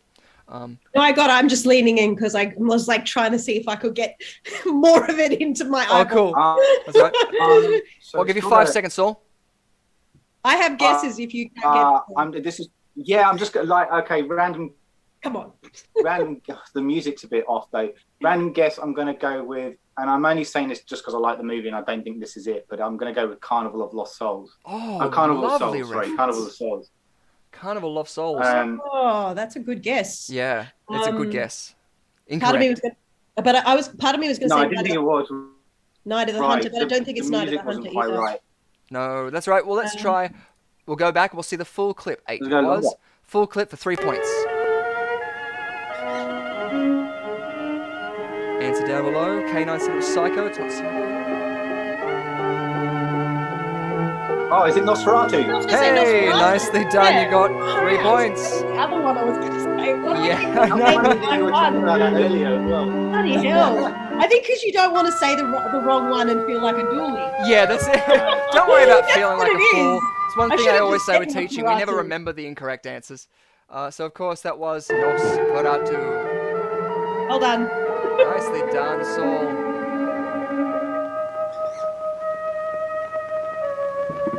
You were talking about it as well, sort of. Nah. You were? Okay, so in the film you were talking about, Shadow of a Vampire, that character we see at the beginning was played by Eddie Izzard, the British comic, which was quite surreal. I love Eddie. Awesome. Same. Right. Me too. I used to quote him so much. Yeah. That's so good. Yes. I love references, those references as well, where you say, "Oh, I never would have guessed it would have been that performer in that," because even we've mentioned, was it Julian Clary, which was in the Carry On film, the last Carry On film, but I was trying to think of how I can fit in the David Bowie cameo in Yellowbeard somehow, but I couldn't figure it out, so I left it out, so I'm saying it here. So yeah, he plays someone who says that a shark drags Madeline Kahn underneath the boat, and she says, "Oh, like the shark jogged my memory," and he salutes and turns around, he's got a shark fin on his back. So yeah, nicely done. Beautiful. So awesome. So points wise, we've got Rachel Wiggins on 3 points and Sol Muerte on 7 points. But the round isn't over, ladies and gentlemen. That's right. We go back into our ins and outs for our scene 9. So we've got 2 left. So here is our quick flash in 3, 2, 1. Oh, Oh, that looks like it could be. I didn't. I don't want to say. You go first. I didn't see it. Okay. Okay, we'll do it again. I Another didn't see it. flash in 3, 2, 1. Oh, okay. Now I don't want to. I'm still not. I'm sorry. I'm still not seeing it because every time you go to see it, all I'm getting on my video is Lag. Rochelle talking, not talking, shut watching. up. Oh, I'm sorry. not seeing the screen. Oh, sorry, because okay, here we go. I'll get to redo it in 3, 2, 1, go now. There you go. You see that? Oh, No. Oh. really? Yeah. I was really. I keep every time I just keep seeing. But you saw the other ones. Rachel's video. Okay. I'm not seeing it. Okay. Yeah, I saw it. The others okay, but I'm being loud and being loud and being loud and being loud and being loud and being loud. There we go. Did that work? Wasn't as long that time though. I'll try again. You seeing anything? all right. Well, Rachel Well, has, so she could I steal can 4 guess, points. but I know. I'm trying not to jump in because I keep jumping in. Yeah. before No. I've actually really thought about it. No, that's So fine. I'll- No, just do it before we do because go into I this, was the one that. This isn't necessary. So No, we had a you mini did. series in there as well. So you can use your broader sort of spectrum. I guess it wouldn't be episodes. This isn't going to be from episodes of anything, but you could, yeah. So when like Westworld, Yep. I wouldn't classify that. You know, that's not a mini series. That's episodes. But yeah. So it could really be anything. Elaborate things. It looks a little bit like it could be maybe even like the beginning of like a flashback. That's why I'm just kind of thinking, oh, okay, is what potentially starts with a flashback and then reverts into real time. Yeah. But yeah, so I'm just like, that's what's got me stumped because I'm like, is it that? Yeah. Because it's the holding of the candle that's throwing me at the moment because I'm like, oh, Yeah. Well, I'll let you know that the runtime of this, I think, is about 40 minutes. So it's not your feature-length film. Oh, your conventional feature-length film. But I don't know. I assume it would be. It's known as a film, as far as I can tell from his broad spectrum of things. He did something similar before this, but nothing as elaborate as this one. We've got mentions of The Shark, Monster Squad, Frankenstein, all incorrect. But Frankenstein and the torch reference is a good lead-in because this person loves their homages. And like before, I said that they made another film. They made this film with John Landis, or at least this short film. There is music as well in it. So I think that now we'll take it down to 3 points and we'll show you the intro. Phil Robinson says Thriller as well. You're very close. You're very close with Thriller. Oh, I don't know that maybe I haven't even seen it. I feel like I have though. Yeah, one of the reasons that I usually do like putting in these eclectic things is because I don't think a lot of people have seen this. So yeah, this is one of my personal favorites again, but of a fan, which I think I've mentioned of his music, of his movies and things like this, and this is one of them. So I want to share that with you guys. So you may not have seen it, but Thriller is the best reference I think that's been thrown out there. So yeah, you get a free choice. I think I've seen it, but I don't know that I know the name. That's the problem. I've probably also seen it once. But yes, it does look. You can guess really any bad. name then. I'll tell you, I'll even give you a point if you can guess the artist. Oh, so it is a music clip then. Yes. A 40-minute music clip. Yes, I know. Oh, okay. This is. So Thriller was a good reference. Yes. I'll give you a point if you can think of the artist that did this. Thriller is the best reference. Because this artist who made this one made a film previous with John Landis. Who directed Thriller? Who directed Thriller? I actually can't think of the director's John name. Landis. That's You're all right. saying this is a John Landis film? This is not. This is a Stan Yeah, Winston sorry. I film. thought you were saying this. Yeah, okay. Yes, this is Stan Winston. Famous for Jurassic Park, for a multitude of visual and special effects. And this was a very special effects heavy film. One that started out as a very short music video that then got stretched out into a larger version. Does anybody else know out there? I'm sure somebody else must have seen this. Pikelet, do you know what it is? Maybe I haven't. You going to tell I'm him? totally stumped now. Well, the good thing is that even if we don't get points, we get a learning experience for a fantastic new video. So, Saul, for 3 points, do you know what it is? You said thriller? I don't know. Like you're saying Stan Winston, but I'm trying to think what he would have done. Do you know what stumping me is? The 40-minute length. That's what's stumping me as well, because I keep thinking a music video clip, and then I'm like, but no, it's 40 minutes, and so I want to think a movie, and I'm like, that's it. Yeah, that's what it's closest to a movie, but yeah, because even with runtime, I think that feature-length films are classified from maybe just above the 40-minute mark to however long now. Gone with the Wind epics. So yes, we've also got Beauty and the Beast as a reference in there. It's not in that. Sorry. It does fall under feature if it's over 40. Yeah. Yeah. That's what I thought. Right. I wasn't too sure if that was just what I once knew and now it's changed. So it's good to know it's still upheld. No, it is. I'm pretty sure it's 40. Groovy. Awesome. Sorry, I'm still trying to work out what it is. Let's play the outro to the film for 2 points. And again, I'll give you another point for if you can guess the artist. Awesome. Awesome. So does that give anyone any clues out there? It's Michael Jackson, but what's the... Yep. Oh. I gave you a point for that one. Rhiannon Elizabeth Irons has got it. If you can see in the chat there, it won't come up because I've been too late. There it is. Bad, but, I've got to move the... Sorry, let me move the chat box up because I've noticed that it's cutting off just the bottom there. Let's move that up. But there we go. And lock it in there. Good stuff. Awesome. Well, Rhiannon Elizabeth Irons got out there. Have either one of you want to throw it in there? So it's not thriller, it's not bad. No? I'm trying to think of what else it could bloody be. Play that one more sequence in it is probably my favorite out of all of his video clips. I've only got, I don't know. Yeah. That's all right. Well, you got a point for his name. It is This Is It. So just whilst we're talking over this. This is it. Yes. No, not This Is It. That was the last one he did. Sorry, that was what was on my mind. It's called Ghosts. Oh, sorry. Oh, okay. Sorry. That's going to edit well.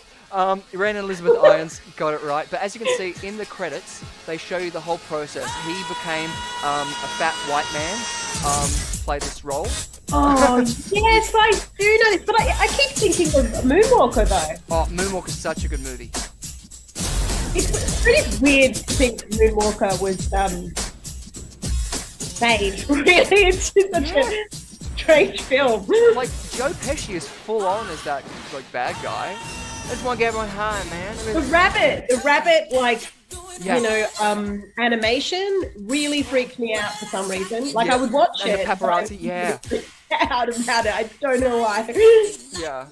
But so you can see there's multiple different processes he went through. He was the fat white man. He was a ghost version of himself. He was a ghost version of the fat man. He was full motion capture in one of the first versions that was done to be able to do that. And it was originally called Is It Scary? And that original video actually had, the guy who was Kelso from Scrubs. Yeah. He was and so that was the original video, and the woman from that was in another popular film, which names escapes me just because I'm pulling it out of my memory there. But unfortunately, we got 1 point there, Rachel, for yes, get Michael Jackson, perfect. But we have one more to go in our ins and outs, so let's go to our last one for our last round in 3, 2, 1 for a flash and go. Awesome, fantastic. Hopefully you can see that flash. Well, actually, hopefully Saul won't see this flash. Because, right, yeah. I should hold off. That's all right. Did you see it, Saul? I did, and I recognise it. Yes, I thought you would. Yeah. We'll go 3, 2, 1 and show you again now. There we go. That was too quick. That was too quick. How about 3 quick? 2, 1, now. That was a good baking length. It's not like a remake of like a reenactment of something that was set. No, I've often thought about how they would remake this. And one. You know how, because part of me was thinking of, no, it's not this. Just saying that first of all. Good Morning and Good Night was what kind of initially came into my head, but I was looking at it going, no, that's definitely old footage. This is an original, yeah. Yeah, I was like, that's definitely old footage. So I'm just like, oh, Yeah. what are the things that it could be? It could be a few things. I remember hosting a show once where I actually you do so many times emceeing and you get sort of bored, and to keep yourself amused you'll do different characters or whatever. So I actually played this character and it was a lot of fun. The audience loved it because everything was big and huge, or at least I did it a little bit like that way.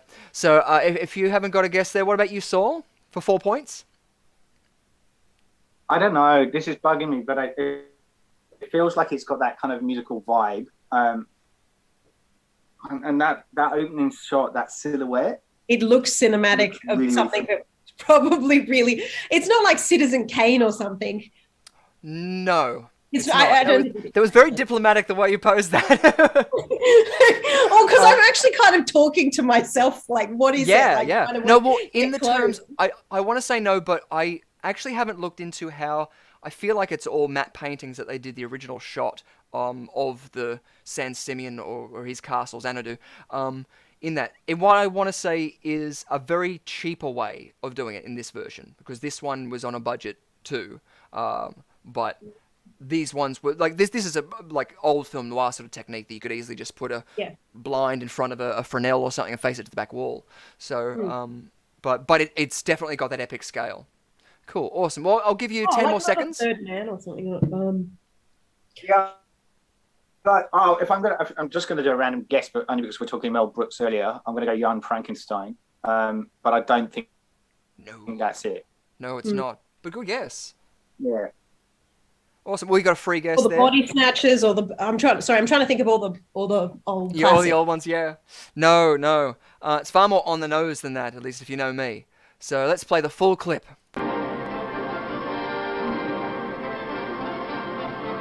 Of course, we cannot keep it a secret any longer. Greetings, my friend. We are all interested in the future, for that is where you and I are going to spend the rest of our lives. And remember, my friend, future events such as these will affect you in the future. You are interested in the unknown, the mysterious, Twilight Zone? the unexplainable. No. That is why you are here. And It's now, not that for I the mean- first time, we are bringing to you the full story of what happened on that fateful day. Oh. It sounds really familiar, but I'm just like I'm blanking hard. Yes, K9's got it. Well, at least he knows who it is, and he also was the first to say what it was right off the bat. So, very good. Hold on. And Vincent Parfitt has mentioned the 1950s propaganda musical of Reefer Madness. Great reference. No, it's not. Outer Space. Yeah, that's great. And also, if you haven't seen the musical version of that with Alan Cummings he's the narrator in that. That's a fantastic musical. And I think Showtime did that when that was a thing. So yeah, you might be able to find that at least on YouTube. You'll find references to the songs. So it's a great one. And I was in the Australian premiere with Barry Crocker, who was the narrator in our version, which I got to play both a drug dealer and Jesus Christ. So there you go, the things you get to do in theatre. Fantastic. So either of you want to steal those points away from K9? If you can just chat. I'm gonna say it's the Amazing Criswell. Yes, from. He never had a film, but no, he didn't. And what was the name? Rhiannon Elizabeth Irons joins on the bandwagon. I'll also give it to you if you give me the original name, the original title, and the director. Oh, this is more for the people out there who've got it. But again, this is a director who I mentioned a couple of times, and I'll usually try and throw in a whole bunch of things there. Tim Burton was also a fan of this person, often proclaimed as the worst director of all time, although if you've seen Red Letter Media, at least, you'll know that could be coveted by a lot of people. Yes, does that ring a bell to anyone? Johnny Depp in a Tim I'm talking Burton? about Ed Wood. Yes, Edward D. Wood Jr., it's not- yes. Fantastic. And Phil Robinson, you got that there? Yeah, so Perfect. is it Plan 9 or is it? Plan 9 from outer What does space. it play nine from outer space? Yeah, Yes, that's so what I got said. it Outer space before. Just but a second before but you. I forgot the Plan B. I said outer space before. But I just didn't say Plan B. Out of space. Oh, yes. It was Go Plan back to the A, yes. recording. I definitely did say outer space, but I forgot the first part. I'll tell you So what, I I'll give you just 2 points, Rachel, if you know the original title. I don't. So I this don't, was actually. in the film. He was trying to get it funded, and a religious group wanted to fund the film, and they only if they changed the name from this to Plan 9 or to something else less body exhumation-y. So it was originally Grave Robbers from Outer Space. Oh, So okay. yes. Exactly, yeah, it was deemed sacrilegious.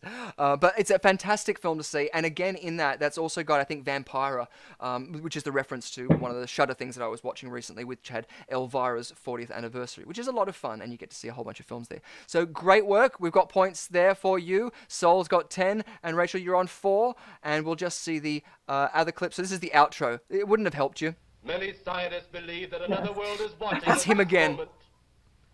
We once laughed at the horseless carriage. The hair. Look at that glorious hair. All right. The telephone. Seriously. How though? Vitamins, radio, and even Just a bit more television. grey. A bit more grey. And now Yeah, some spirit of us gum laugh at and outer PVA. space.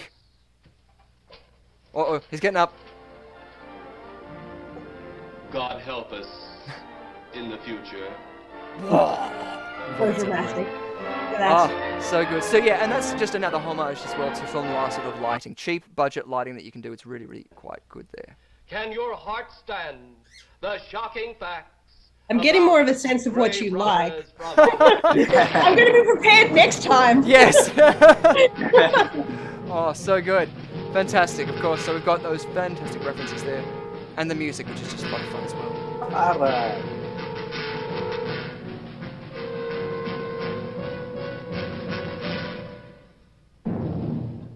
Nice.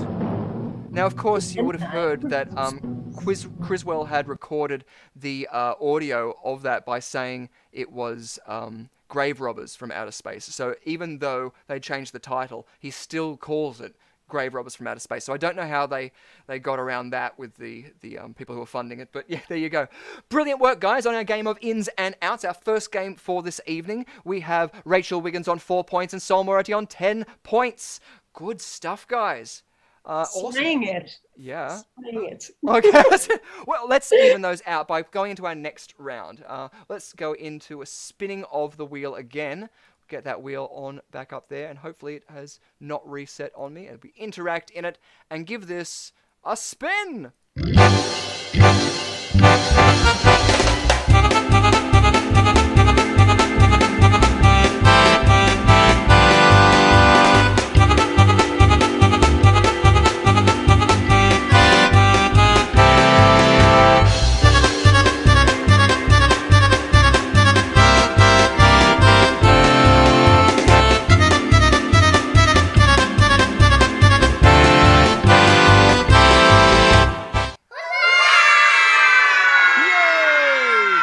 It's a round of pop quiz with hot shots. Woo! As I drag out some time whilst I move things around. Yay, awesome. So this, of course, is a game where we have one of our celebrity friends asking you guys out there a question. So make sure you listen up big and hard for this whilst we go into pop quiz with hot shots.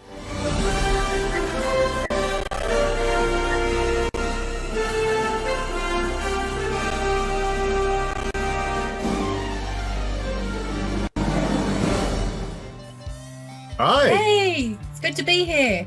We are here in Hollywood Heights, Los Angeles, California. I'm Baldelia. I am an actress, filmmaker, producer, creator, and I'm Valentino Del Toro. I'm also an actor. You may know me from commercials here in Los Angeles. but no, we're excited to jump in and join this quiz, and we actually do have some questions for you. Next question. Besides laughing and the screeching of their wheels, what sounds do the wheelers from Return to Oz make? Besides laughing and the screeching of their wheels, what noise do the wheelers from Return to Oz make? Come here, chicken! Starting transmission, sent a tweet, streaming, stream is disconnected, attempting. Let's open this up and see if we are back with the people.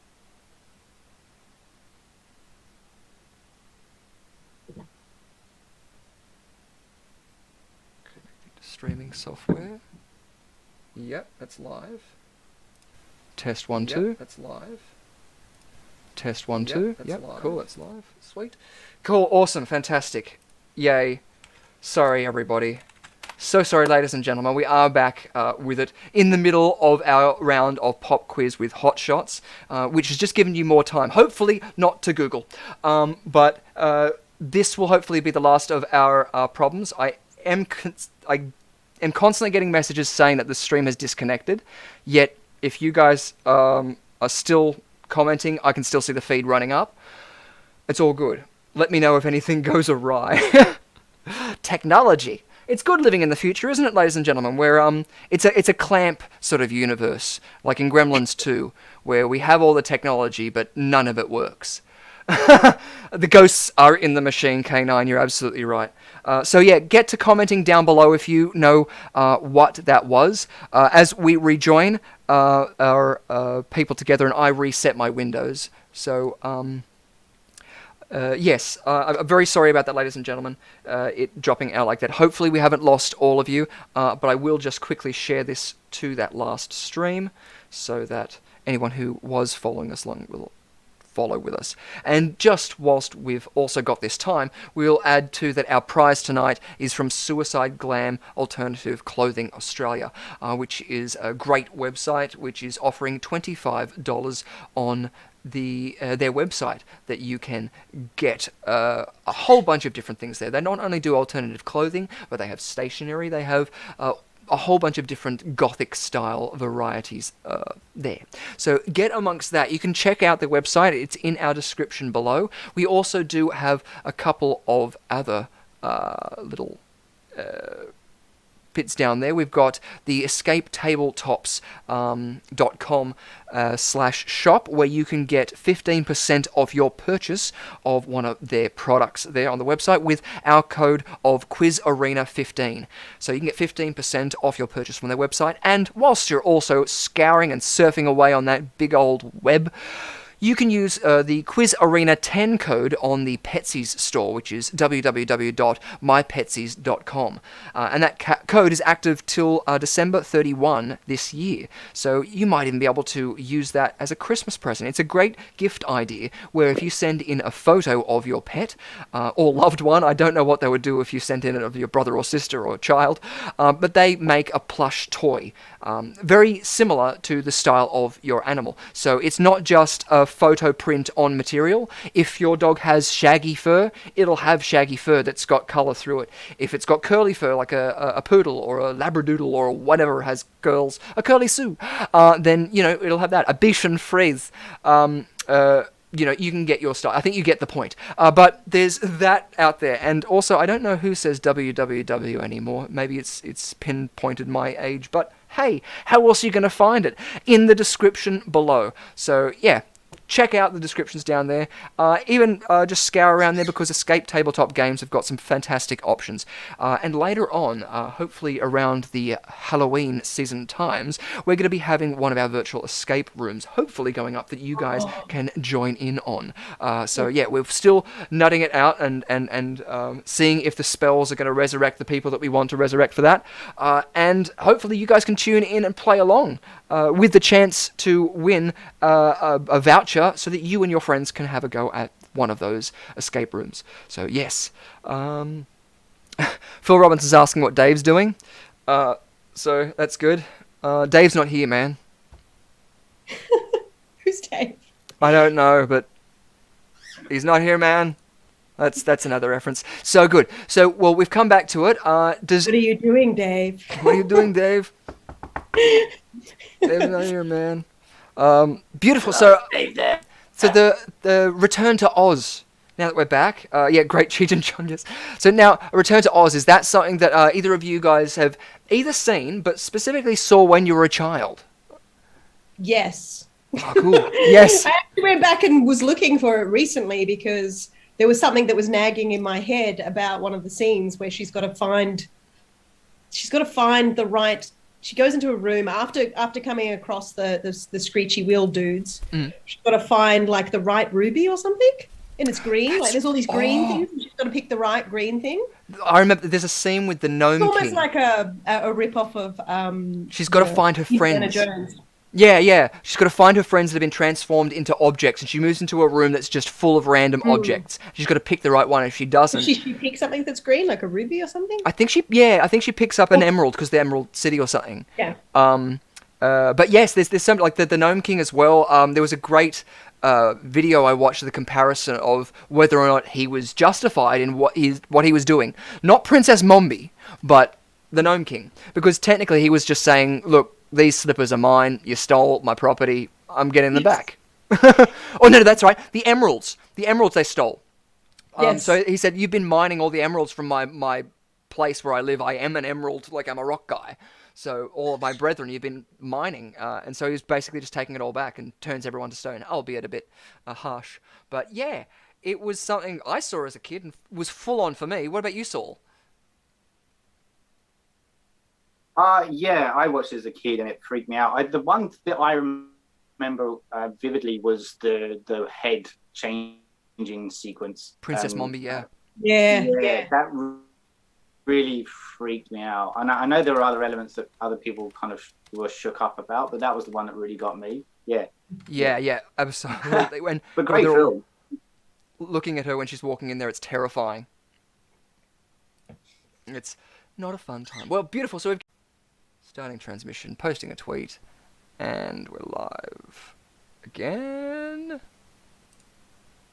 Let's see the stream. We should be live again.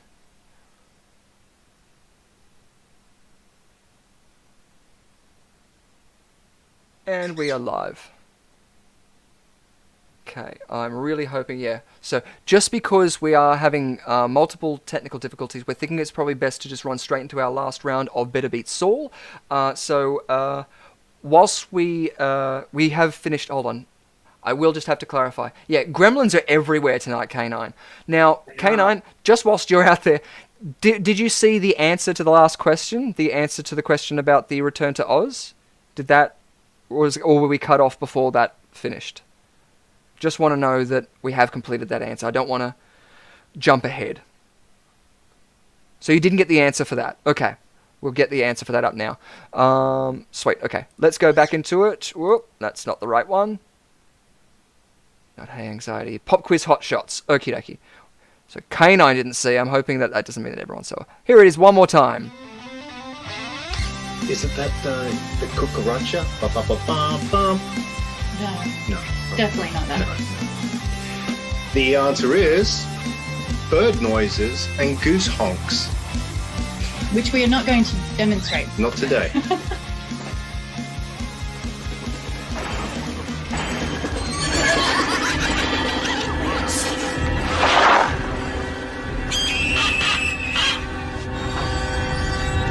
Nicely done. So, of course, you're a lot of fans of you out there who knew that. Phil Robertson, mainly. The only one, in fact. So, my filibuster just went away with me for a little second there. But unfortunately, there was no points handed out for that one because clucking was the suggestions by both of our candidates. And so, unfortunately, no points for you there.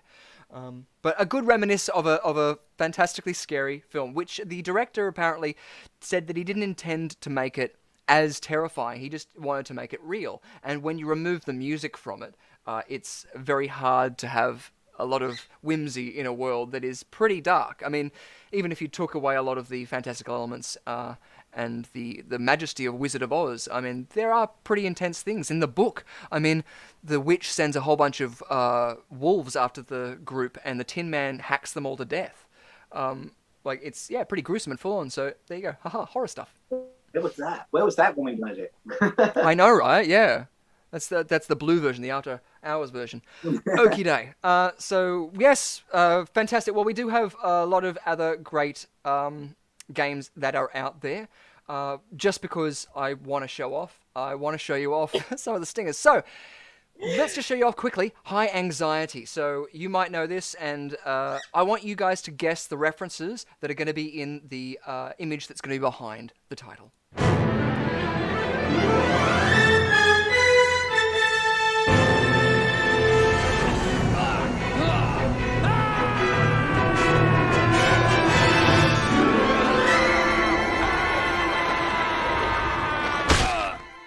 Fantastic. So that would be high anxiety. What you've got to do is match up who those guys are. I got it wrong because, in fact, if I was going to throw to movie mashup, monster mashups, that would have been the image. So you could tell me which ones are for monster mashups. But that's this stinger.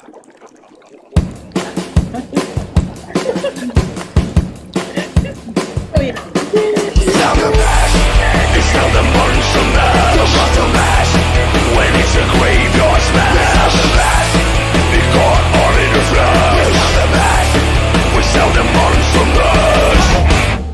Fantastic. So there you have references, a Disney sort of rip-off of a movie poster. What's the poster? What movie do you think that is?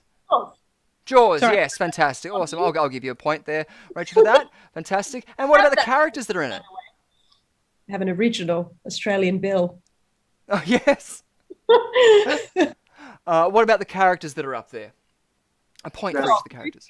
And Goofy, Pluto. No, Goofy and You got Goofy, yes, Yeah. and Goofy Mouse, and isn't it? Mickey Mouse, exactly. Nicely done. A point each for those. And I'll give an extra point to if you can tell me what animal Goofy is. The original, what it was originally drawn as and based as. Human, dog, isn't isn't it? Sorry, say again? It's a human, a person. Or like he's anthropomorphized like all of them are, but he's a specific animal. Like Mickey Mouse is a mouse. You Yeah, talk he- about he Mickey was a Mouse dog, is a wasn't he? shark, and then Oh, then- no, sorry. I meant the original cartoon of Goofy, not this portrayal. oh, a dog. No. Oh, hang on. He's not a dog. Hang on, he's not a dog. He's Oh, Did you say something, Saul? I thought he was a dog, so I'm completely No. Who's his girlfriend or his partner? isn't he a cat? a cow. Yes, Rachel got that. Oh no, I Nice. was going to say he's a cat, isn't he? This is where I keep No, going. he's not a cat. He's a cow. No, Yes. oh, he's a cow. Cow. Cow. Oh, I thought you said a cat. I Okay. said a cow. Nice. It's all right. It's okay. I've just taken the points back. It's now all even. We've got Rachel on 6 and Saul on 12. So nicely done. Beautiful. Our last round as well, you get points taken off for that. And just whilst we do have that, we can also throw a quick mention over to a game that we usually try and play each episode, which of course is Venkman Burn in Hell. There you have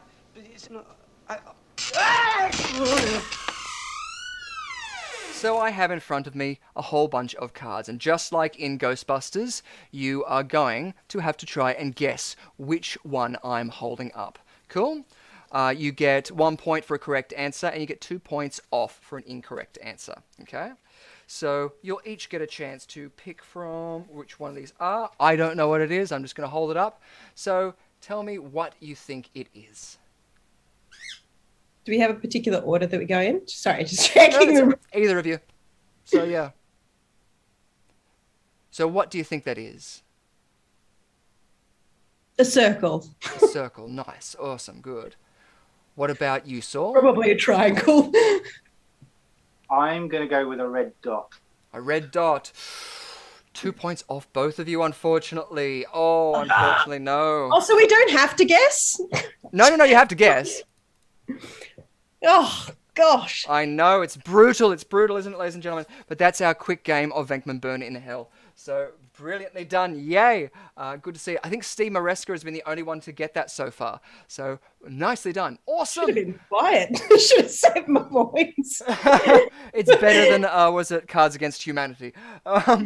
Beautiful. Well, then let's go into our round of Better Beat Saul. Why, you little... Stop!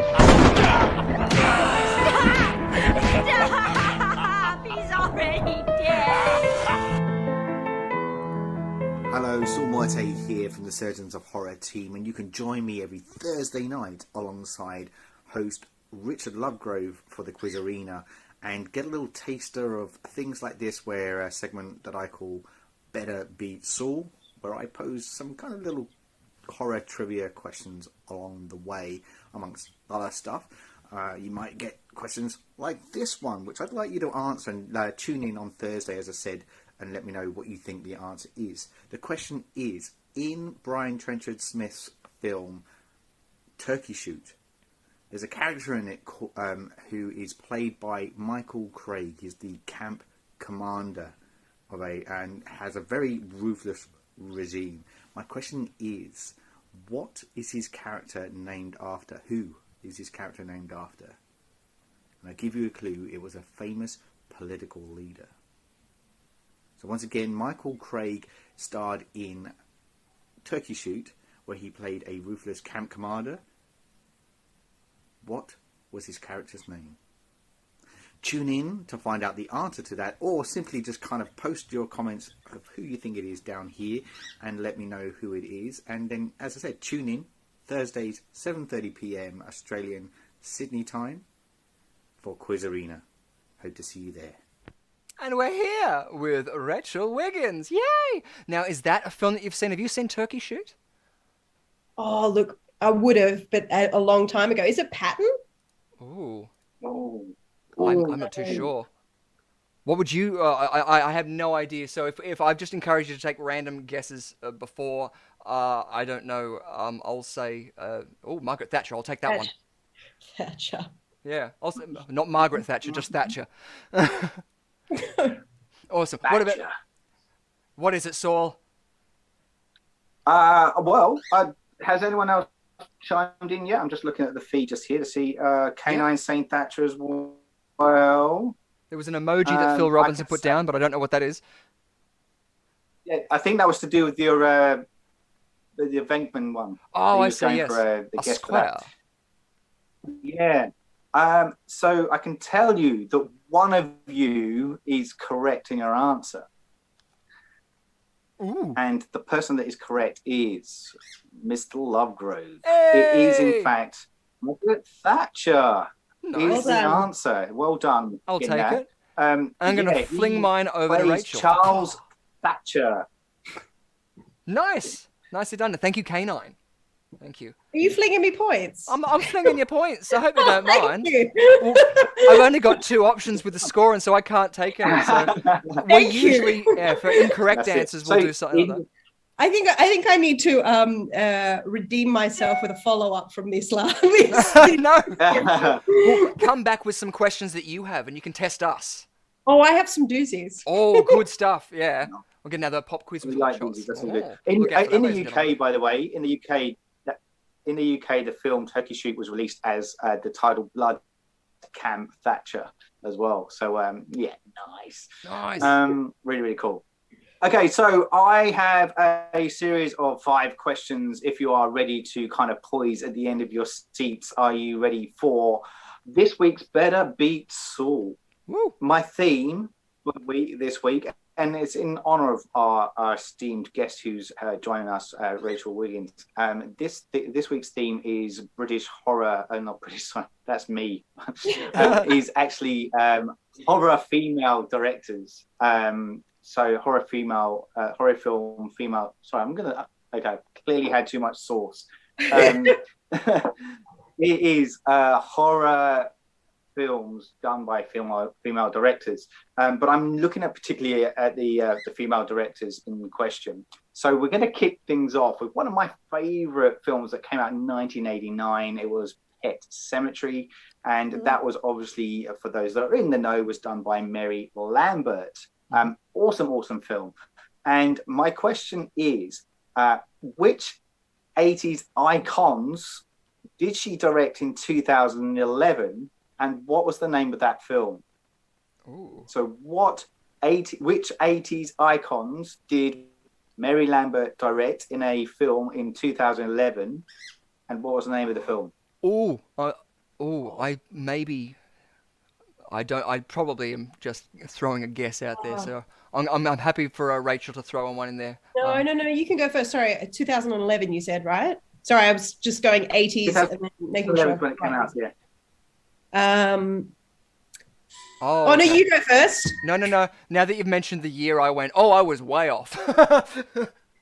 I think I was, because I was thinking 80s, and then I just went, hang on, he said 2011. That's it. No, I had flashes of mermaids as well. Just because you were saying icons, and I was just going, well, Cher comes to mind. 2011. Okay. Yeah. I'm just trying to, because it's weird. It feels like 2011 wasn't that long ago, and then I'm like, hang on a second, it was like a decade ago, Rachel. Yeah, no, my psychology is still in like the year 2000 when we had the Olympics, and like it was a whole bunch of time off. It was a happy 2 years time. just went, and I don't even know where that last 2 years went. In a lockdown, so it's in a bit of a time warp here. So what came out in 2011? That's what I'm trying to think more than anything. So it was predating 2011. Far out. What was I doing in 2011? And 80s icons. 80s icons in 2011. Is music involved?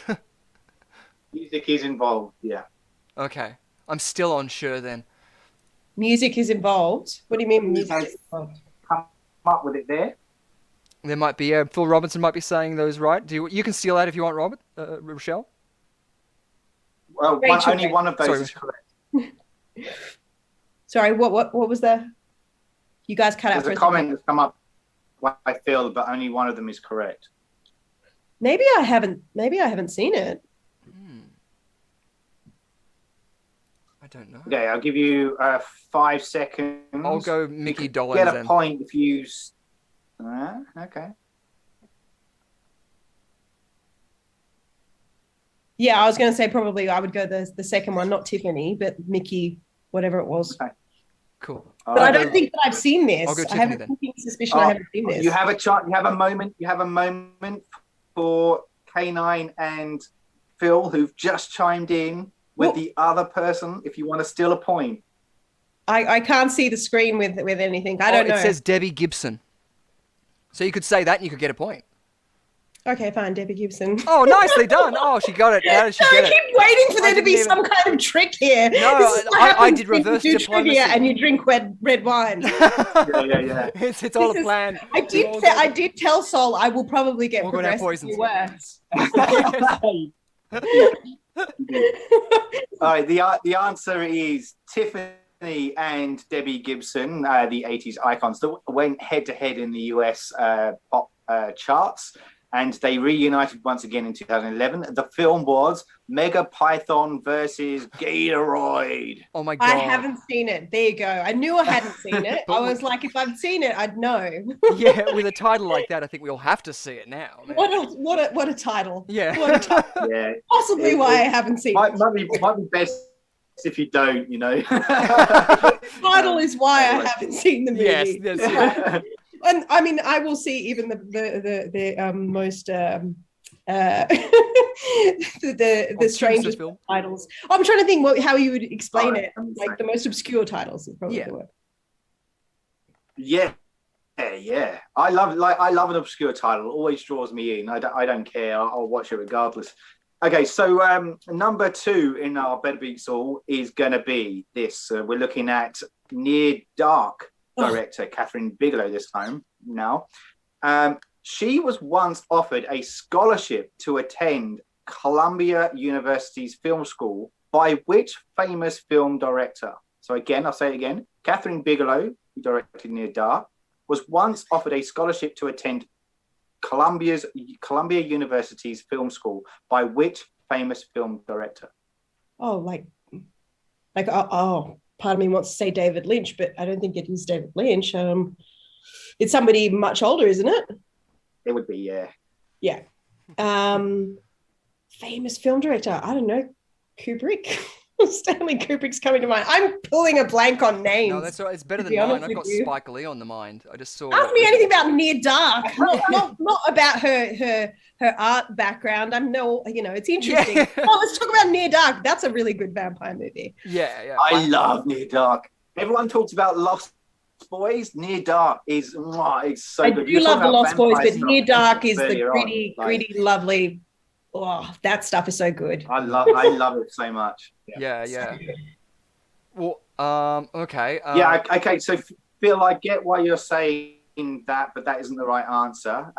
He's saying James Cameron, and that she was married to James Cameron for she was. a while. And famously, they went head to head for when she won the best Oscar for Hurt Locker. Hurt Locker.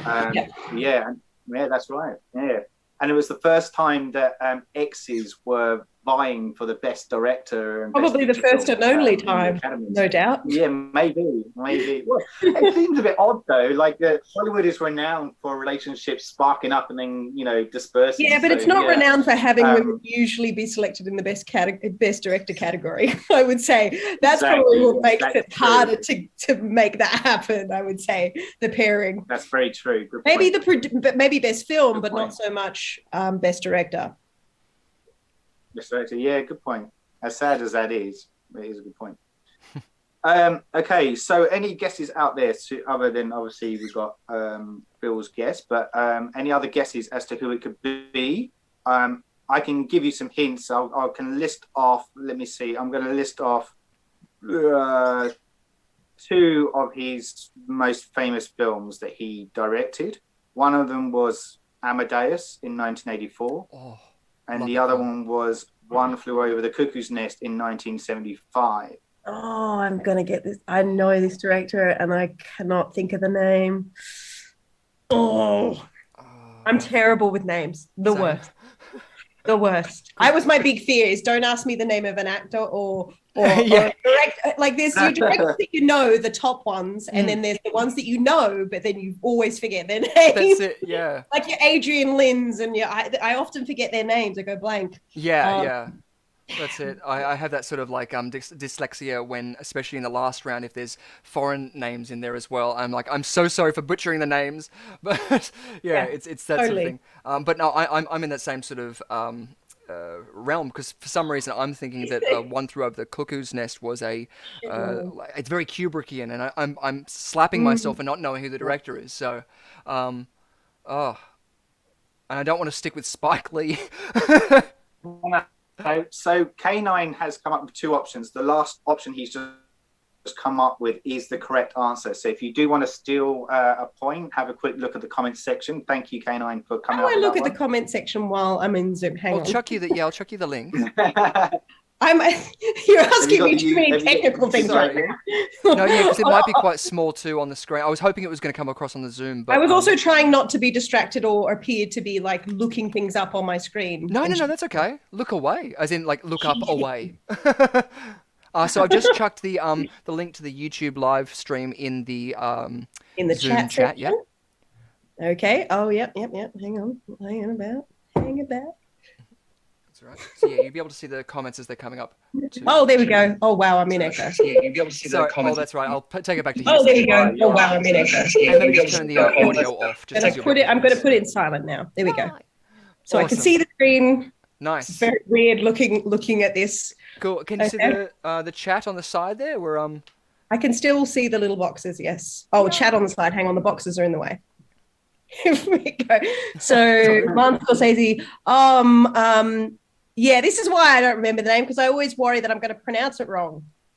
Is it? How can you say it's Foreman, but Milos or Milos? Yeah. Milos. That's what it is. I'm dyslexic, so I pronounce things wrong. Hence why I get terrified of saying names. And here we are getting you to read really small writing. I mean, we're just mean. Milos. Yeah, that's why I always forget it. That's why I say the last name. Yeah. That's fine. You got the points. You said you did. It is Foreman, so yeah, that's definitely it. So yeah, well done. Okay, so moving swiftly on because I know that we're pushing time a little bit. So question 3. Now we're going to go to American Psycho. The director for that was Mary Harron. Now, interestingly, she was the first writer to interview a famous 1970s band for an American publication. What was the name of that band? So once again, Mary Harron, who directed American Psycho, was the first writer to interview which 1970s band for an American publication. 1970s band. Playboy. Playboy? I don't know. Not the name of the publication. Oh, not the name of the publication. Playboy. I was like, what? There's a band. I was just outing myself, apparently. I don't know. You want to share with us? No, nothing. I don't know if it's going to be them, but a part of me wants to say, well, but they're not a band. Hang on, I was thinking of. Well, they are. Sorry, I was thinking of Nash and the band with all the names. Nash, Young, and But it's not them. It's Skills and Nash. Yes. But It's that's not not them. that's not the answer though, is it? I don't know. Is potentially in the fact that we're saying American publication. So like obviously they would, if you look in between the lines, they would have been interviewed before, maybe for a different publication in a different country. So maybe they're not American. Oh, okay. So probably a UK band then. ABBA. Oh, ABBA. Is it ABBA? I don't know. No, it's not, but I like. Oh, good. I really like. I like you totally threw me. I'm like, it's I was glad it was probably a considered. band, and you're like ABBA. Definitely not the UK. No. I was like, in that realm. give up, Rachel. I'm like, just go back to your glass of red. Yes. Led Zeppelin. Yeah, we got K9 Who saying Led guessed Zeppelin. Led Zeppelin? Yeah, That's a. I like the guess, but it's not Led Zeppelin. Is it a UK band? Can we know that much? It is a UK band. Yeah. Madness. Yeah. There's a lot, so It's not mad, not it's really mad. narrowing the field. No. It's not something obscure, like not obscure, but like really cool, like the Beatles.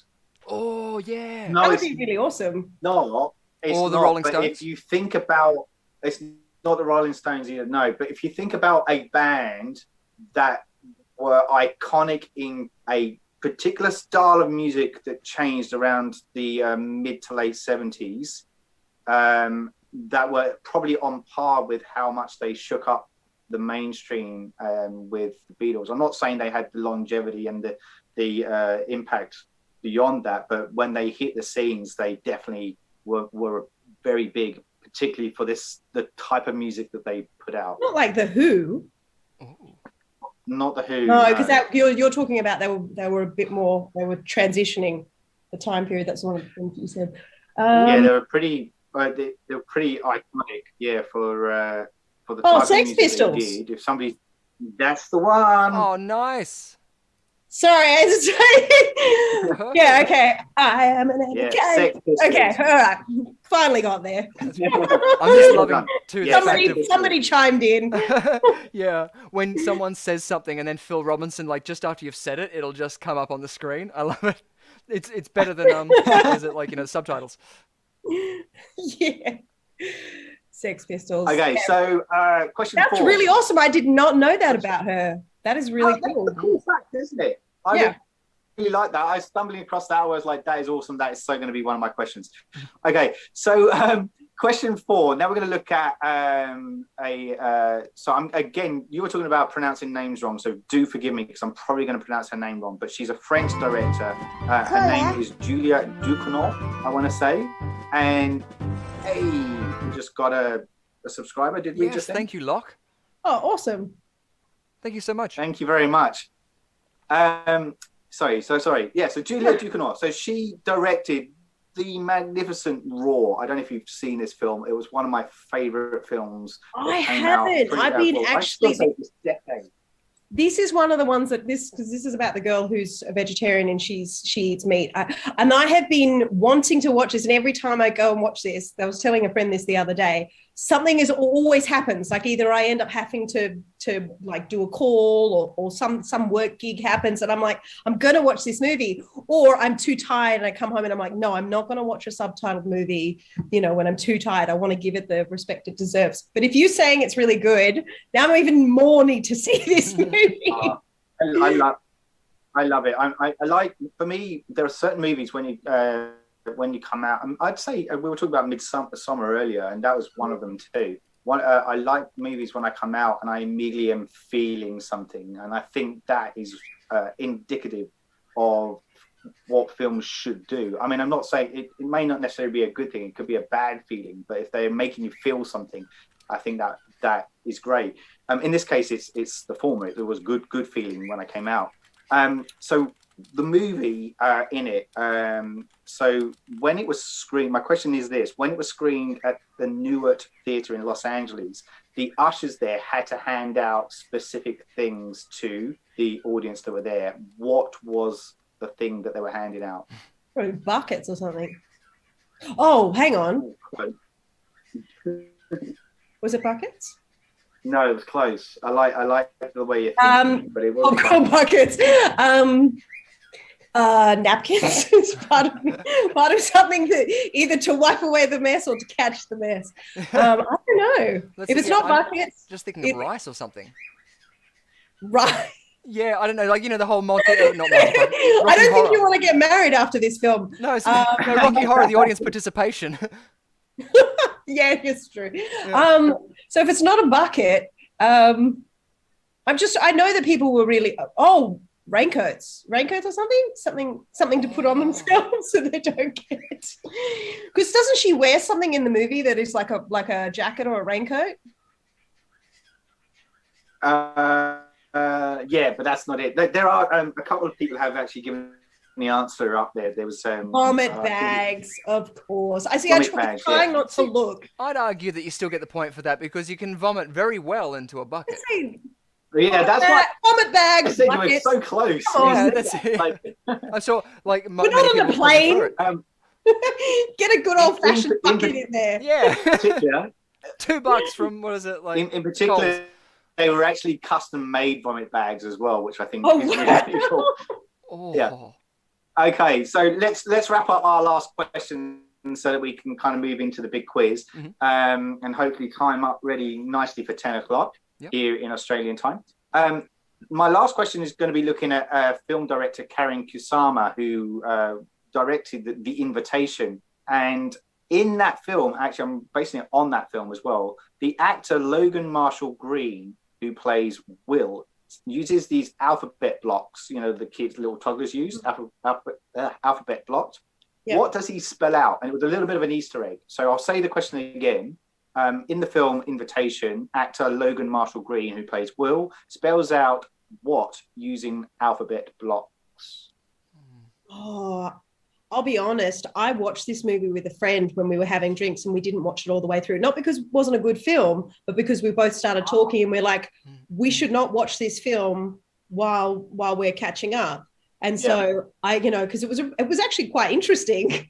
And I actually did the whole, okay, you're talking, let's pause this. And I've not gone back to rewatch it. So I don't know. I do remember the beginning of that film being really, really interesting though. Should I have a guess? I can't get the image of Stewie out of my head. But besides that, I don't think it's this, but Wake Up? Wouldn't say Wake Up, would it? No. Is that a guess? Have you seen it? No, it came to my mind. I think I've seen it on blocks or been written out in something else, but I don't know. It could just be an eclectic flack that's melding together. Yeah, I don't know. I mean, if I had a wild guess, I mean, what did you say that you were saying something about the word being,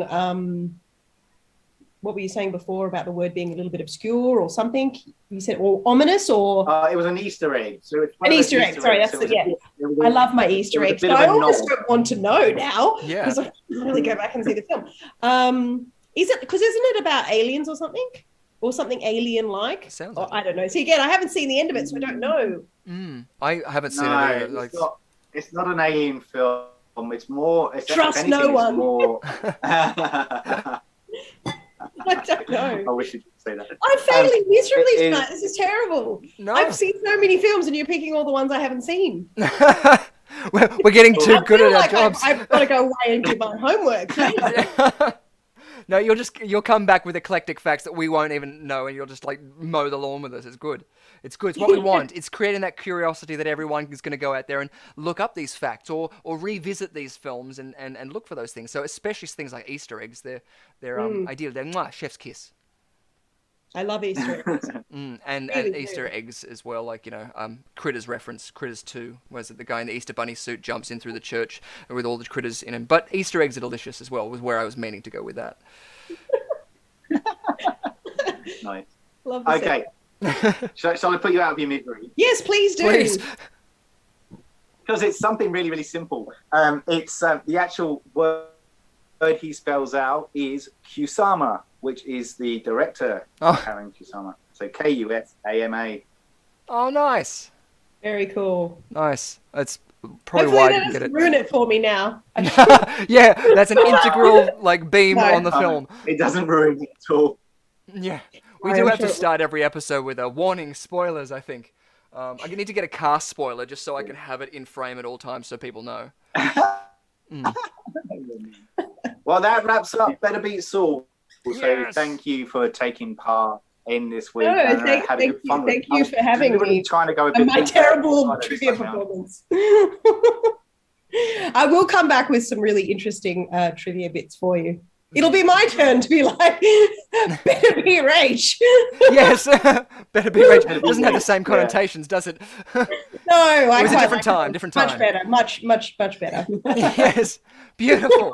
Awesome, ladies and gentlemen. Well, that was another round of Better Beat Saul, which we'll be having another one next week, so make sure that you tune in. And we may even have a little trailer question out there, just like we had. So if you're a member of the Facebook page, you'll be able to get a quick little brief hint on that and give you time to maybe rewatch the film or do some little research on your own. So very well done. Let's have a quick check on the scores. We've got Rachel Wiggins with 9 points and Saul Muerte with 10 points. They're only 1 point away from each other, ladies and gentlemen. So there's much to be played for in this last round, our Quiz Arena. Oh, there's another round? Okay, Yes. awesome. One more round, our Quiz Arena tournament, which we're about to go into. So you guys at home, I'm sure you know all of the rules. You need a Gmail account and need to subscribe. And all you need to do then is to enter in the corresponding number to, of course, the correct answer. If you're playing on Facebook as well, you will have to write out the number and the text, just because they have some sort of spam bot that stops you from doing the text there. So sorry about that. Come over to YouTube and there's no worries. Tell everyone in the household to play. If you have a device, you can play it twice. That sounds fun. But of course, our prize tonight is courtesy of Suicide Glam Australia. So you can check out their website. It's in the description below there, with alternative clothing and many, many gothic ideas. So they're also an Australian company based in Toukley on the Central Coast. So yeah, it's great that we can help out our fellow brethren on the internet and interwebs and connect you guys to businesses that you might not be aware of. So we're very happy to have Suicide Glam on board for our $25 voucher on their website, which you guys can compete for tonight in our Quiz Arena tournament. Sorry. You'll also, if you are our Quiz Arena winner, you'll have 5 working days to send us an email at surgeons.of.horror@gmail.com. And then we'll send you a code word that you'll then have to put in the video description, not in the video description, in the comments area just below, just to make sure that you're not one of the body snatchers. And that way then we can verify you and send you off your code. I'm just trying to get up the overlay now, ladies and gentlemen. Do apologize about my open mouth thinking faces. If we can find round 4. Where's round 4? There we are. Fantastic. A Quiz Arena tournament. Beautiful. So there's Suicide Glam Australia as well, the little advertisement up the top there. And so, yeah, you can browse that site as well and see if there's anything that you would like to get amongst. And very with it. So we're about 1 minute away. And, yeah, hope you guys have fun. Just to let you guys know as well, surgeons.of.horror@gmail.com is the email address to send the email to. It's also in the video description. It should be, I think, the top line in there. But without further ado, ladies and gentlemen, we are now going to our round 4 Quiz Arena tournament. Play along at home.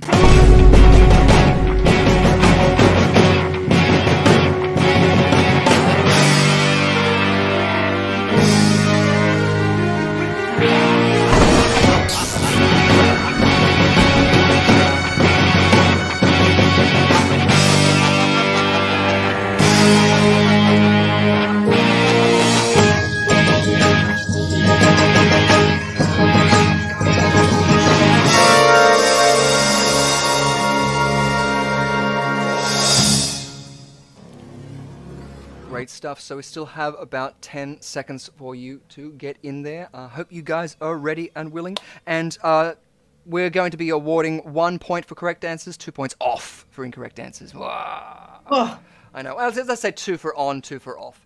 Beautiful stuff. So our first question is, which of Kit Culkin's children were not on screen in The Good Son in 1993? 1. Rory Culkin. 2. Quinn Culkin. 3. Macaulay Culkin. 4. Kieran Culkin. So which of Kit Culkin's children were not on screen? So have you seen this film? Yeah, this is the twin one, isn't it? Yeah. Yeah. And Yeah. what about you, Rachel? Yeah. With Elijah Wood, and Yes. yes, I have seen it many a time. Yeah, it's good Many a fun. time, but I'm trying to remember which of the Culkins. I don't know that I would get this one right, so I'm not gonna lose any points.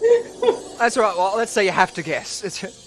Well, we don't have to take points off. I'm happy if we don't want to do that. But you guys can get out there and type away. What do you think, So Sol? which is it? Well, not screened. I've never heard of Queen, so I'm going to go with Queen.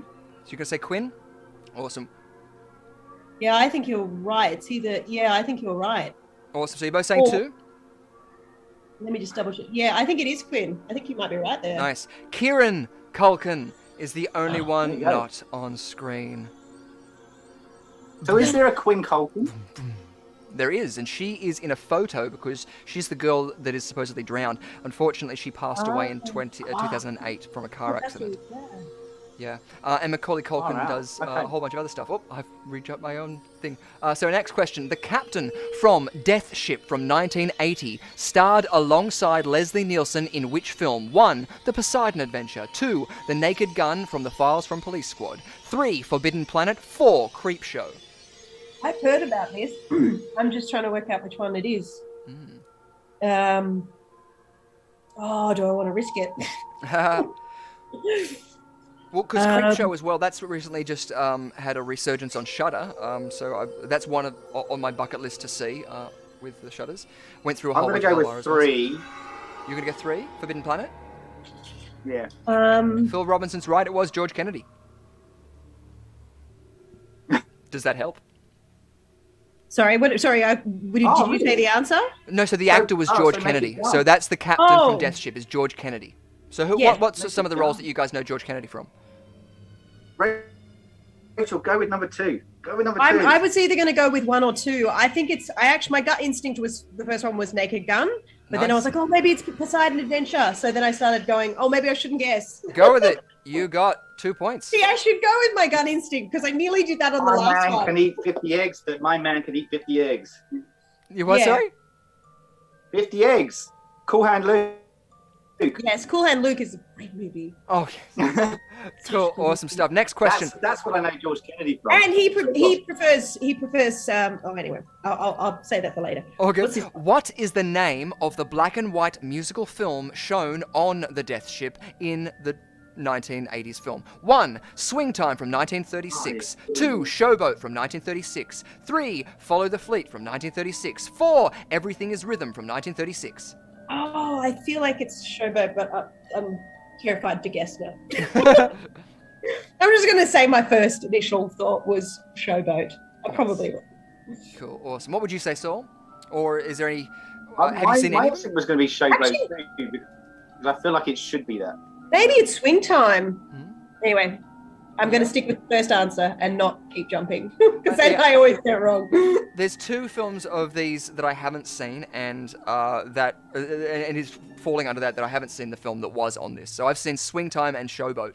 So there's a Also, 50-50 for you. So it's one of them that's not. So Yeah. it's what's Follow the what's Fleet. what's the last one? Sorry, I can only see the 1, 2, Oh, and sorry. 3. Everything is Rhythm. Oh, Everything is Rhythm then. It would be that because it would be there you go. dancing one, I would have thought. Nice. Yes. Nicely done. Yeah, I'm doing it just with 1 point on, 1 point off, and that seems to be doing it a lot better. Our next question.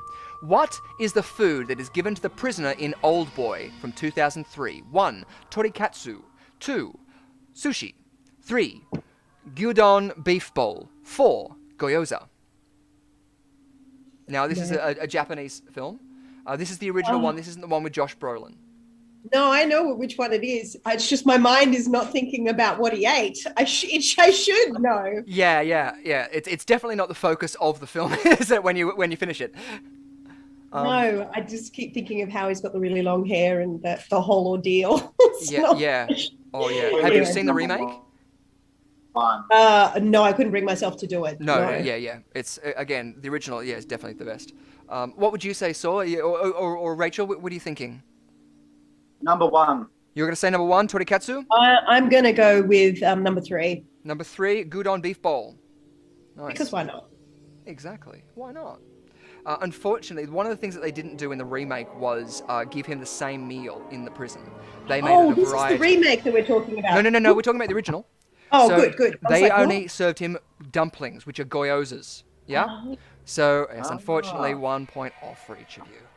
I was going to put dumplings up there, but, dumpling, I looked at it, it was like, that's a gyoza, isn't it? So, yeah. And if I'm mispronouncing that, please correct me. I apologize. Our next question. Vincent Price plays Frederick Lauren in The House on Haunted Hill from 1959. But what was his wife's name? 1, Take to the Streets. That's not supposed to be there. 2, Ruth. 3, Nora. 4, Annabelle. Someone please say Take to the Streets. I kind of want to, but let's be honest here. Sorry. Oh. I don't know why I didn't see that. So what were they again? I'm going to go. So it's with either Ruth, Nora, or Annabelle. It's going to be Ruth or Nora. I'm going to go with Nora just to be different. Did you go Ruth? Yeah, I'm going with Ruth. Yeah. Yeah, I'm going to go Nora just to be different. Nice. Awesome. Why not? Nice. Not Take to the Streets. Oh, I'm going to name my kid Take to the Streets and just see what happens in school. Ruth and Nora are 2 of the other characters in the House it's Annabelle. But Annabelle is the name, yes.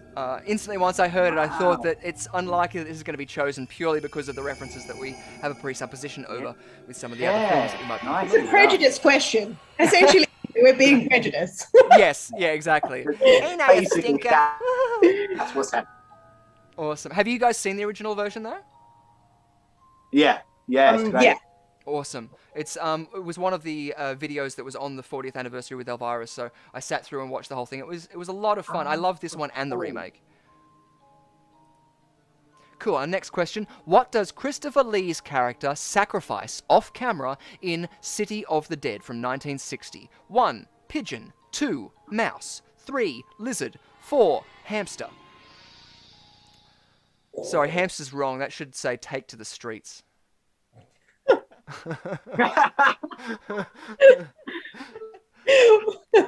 So this film as well was also released under another title, which eludes me at the moment. I want to say Raven's Inn, but that was the name of the inn that was in there. But this is a film about the witches in the 1660s, I think it was. So yes. Damn, I just lost it. Which animal would you think he sacrifices off camera? Oh, I'm gonna go. I part of me just thinks it's the pigeon. I don't know if I'm right. Nice. Well, I'm gonna go with mouse. Have you worked with animals? Any animal handling experience? Me? Yeah. Well, yeah. Yeah. On a few projects. Fantastic. Actually. Awesome. Well, pigeons are used by magicians and doves because once they are in and they close their eyes off, like most animals, they just stay still, and they are very easy to pick up and move and compliant. So you're right. Nice. Yeah. Sorry, what were you going to say, Saul? I talked too long. Well, I can see what the answer is. I know. That's why I was like, damn, I talked too long. I'm just not going to say anything and not award you. Is it on a timer? Is it on a timer? Yeah, it's on a timer. Like, Oh, okay. Gotcha. Yeah. So the next I didn't realize that, clearly. What does the albino who picks up the girl in the truck play on the radio in Messiah of Evil from 1973? Oh, wow. 1, Yevgeny Gerasimov. 2, Wagner. 3, Starship. 4, Mikhail Tumanidil. I want to say Wagner. Nice, you can say Wagner? Yeah. Nice. It's classical music. Starship, of course. I'm trying to remember the song that they had a couple of hits, but they were like one-hit wonder. Nothing's going to stop us now. That's Mannequin. it. We can be. Yeah, of course. Sorry, like my tragic 1980s film. Yeah. So good. Was that Mannequin? Mannequin, yeah. So what would you say it was, Saul, out of those 4? Oh, I said Wagner. That's who I thought it was. Oh, nice. Awesome. Well, you both get a point. Woo! Yay! And we built this city on rock and roll, of course. That was the one I was thinking, yes. But now I can't not see. Is it Kim Cattrall? Yeah, from Mannequin. Which again, every time I think of that, it's just like, whoa, Mannequin. She was the Kim Cattrall from from Sex and the City was Mannequin. The Mannequin. Can I say Mannequin more? Keep saying Mannequin. It's Just getting keep more saying interesting every time you say it. It's like Candyman. I'm like watching you, just waiting. Yeah, beautiful. Though an anaconda from 1997 film kills their prey through strangulation, which of these snakes are poisonous? 1. Inland taipan. 2. Garter snake. 3. Eastern brown snake. 4. Black mamba. So which one's more poisonous? No, which one's poisonous? Oh, which one's poisonous?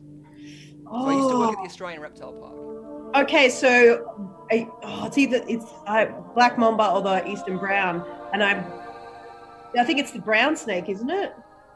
No, it's not. It's black mamba. I want to say it's Take to the Streets. Take to the streets. Take to the Streets is the right one. For everyone hang on, this is a Inland uniquely Australian Taipan. question. I'm going with 1, by the way. It's probably Inland Taipan now. Good. Anyway. So I'm going with 1. it's a word question. I said right. poisonous. That says poisonous. I didn't say venomous. Poisonous. Oh, I didn't say venomous. You can eat all of these except for one. And that would be well, I think the garter snake. Okay, so it was like every one I didn't say. Yes, because nobody, again, that was a word question. So okay. You were so absolutely correct. Venomous. I was thinking venomous. All 3 of those other ones are venomous. Very dangerous. Say, they're all venomous. All venomous. I'm confused. All venomous, not poisonous. Beautiful. Our next question, our penultimate question. What is Mick's van's model number from Wolf Creek from 2005? 1. I know what this is. A 1982 Volvo 700 Series. 2. A 1980 Toyota Tarago. 3. A 1980 Holden HZ. Or 4. A 1977 Ford F100. Wow. So, those of you know your cars. Yeah. Do you want to go first, Sol? Because I know which one it is. I don't actually know. I'm trying to remember. I'm trying to think. I'm gonna go. I don't know why I want to go with the Tarago. But I don't know. I don't actually know the answer to this one. Do you want me to say the answer? Yeah. It's the F100. Come on, correct. The Ford F100. Yes. Perfect.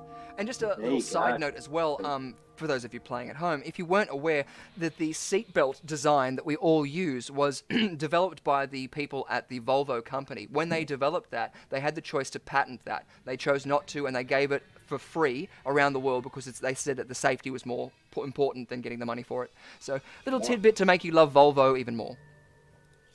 And of course, the answer was Ford F100. So nicely done. It's really interesting, actually, hearing all the fans who have gone and found all the cars from the first film, the second film, and it's so fascinating just to see people's commitment. Yeah, not fascinating, just inspiring is the word actually. Yeah. How committed they are to finding the cars from the previous films and series. Absolutely. Cool. Okie dokie, our last question. What is the name of the street where the events of The Burbs from 1989 takes place? 1. Woodland Road. 2. Roxbury Street. 3. Mayfield Place. 4. Colonial Street. I should have been looking at The Burbs, so I should know.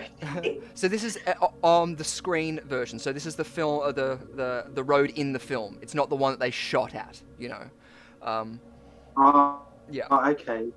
So you might know one of those names as something as maybe where they filmed it at the backlot.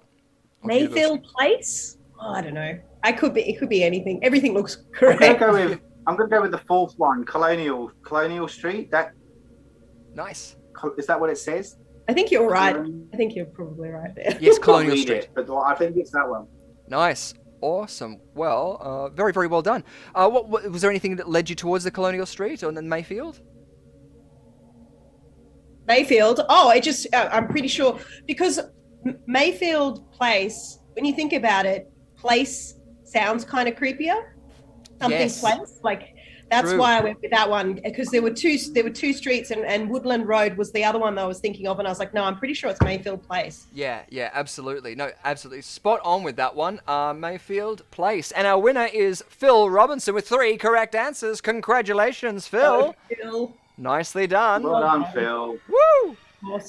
Awesome. So you are the winner of our Suicide Glam $25 voucher. So send us an email at surgeons.of.horror@gmail.com, and we will send you a code word that you can put down in the comments below this video, or any of the 3 videos we have had tonight with the live stream. Awesome, and congratulations, you'll enjoy that one.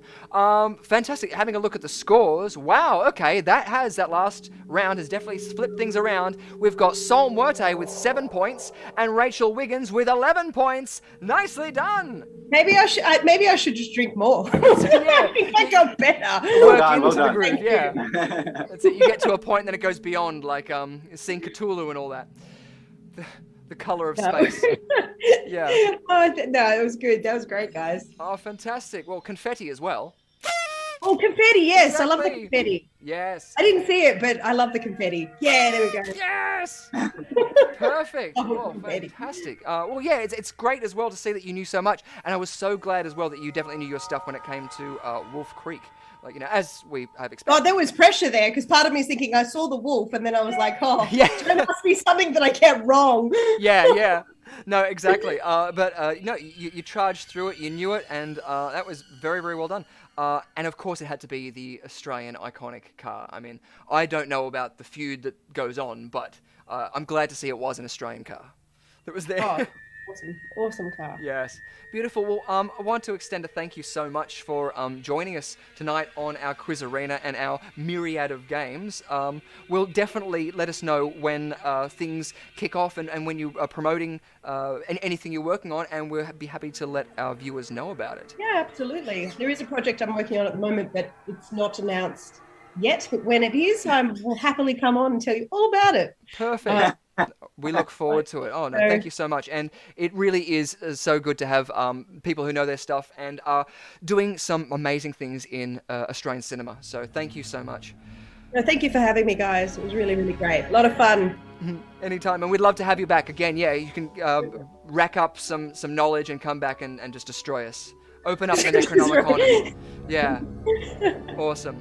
Well, thank you as well to our regular player. Saul, unfortunately, you only got 7 points tonight. You didn't win, but you can scrape that back next week. I know that you will, coming with your knowledge, and your better beat Saul round, so we're always going to be looking forward to that. Absolutely. Well, thank you for having me on board once again and joining us. And thanks again, Rachel, for taking part. It's been really good fun. Thank you. Absolute pleasure. You take care, guys, and thanks again for such a wonderful night. Anytime. We will just play an outro for a second there, so I'll just get you to hang around for a second. I'll say a quick thank you as well. Oh, and also, well done to all the people that came on and guessed. And helped me as well. Thank you. Because there were a couple there I definitely got help with. Exactly. Yeah, exactly. The help that you're providing is definitely not going unnoticed. I appreciate it. Our guests appreciate it. And it's something that you let us know what you like, and it lets us gauge a little bit more into what we can play for you and make games around them. So tune in next week if you are so inclined at 7:30, same bat time, same bat channel, here on the Quiz Arena, where you can experience many, many games and, of course, many, many stingers. So from Pikelet and I, we say adieu, farewell, and see you next time on the Quiz Arena. Prost, salute, bye!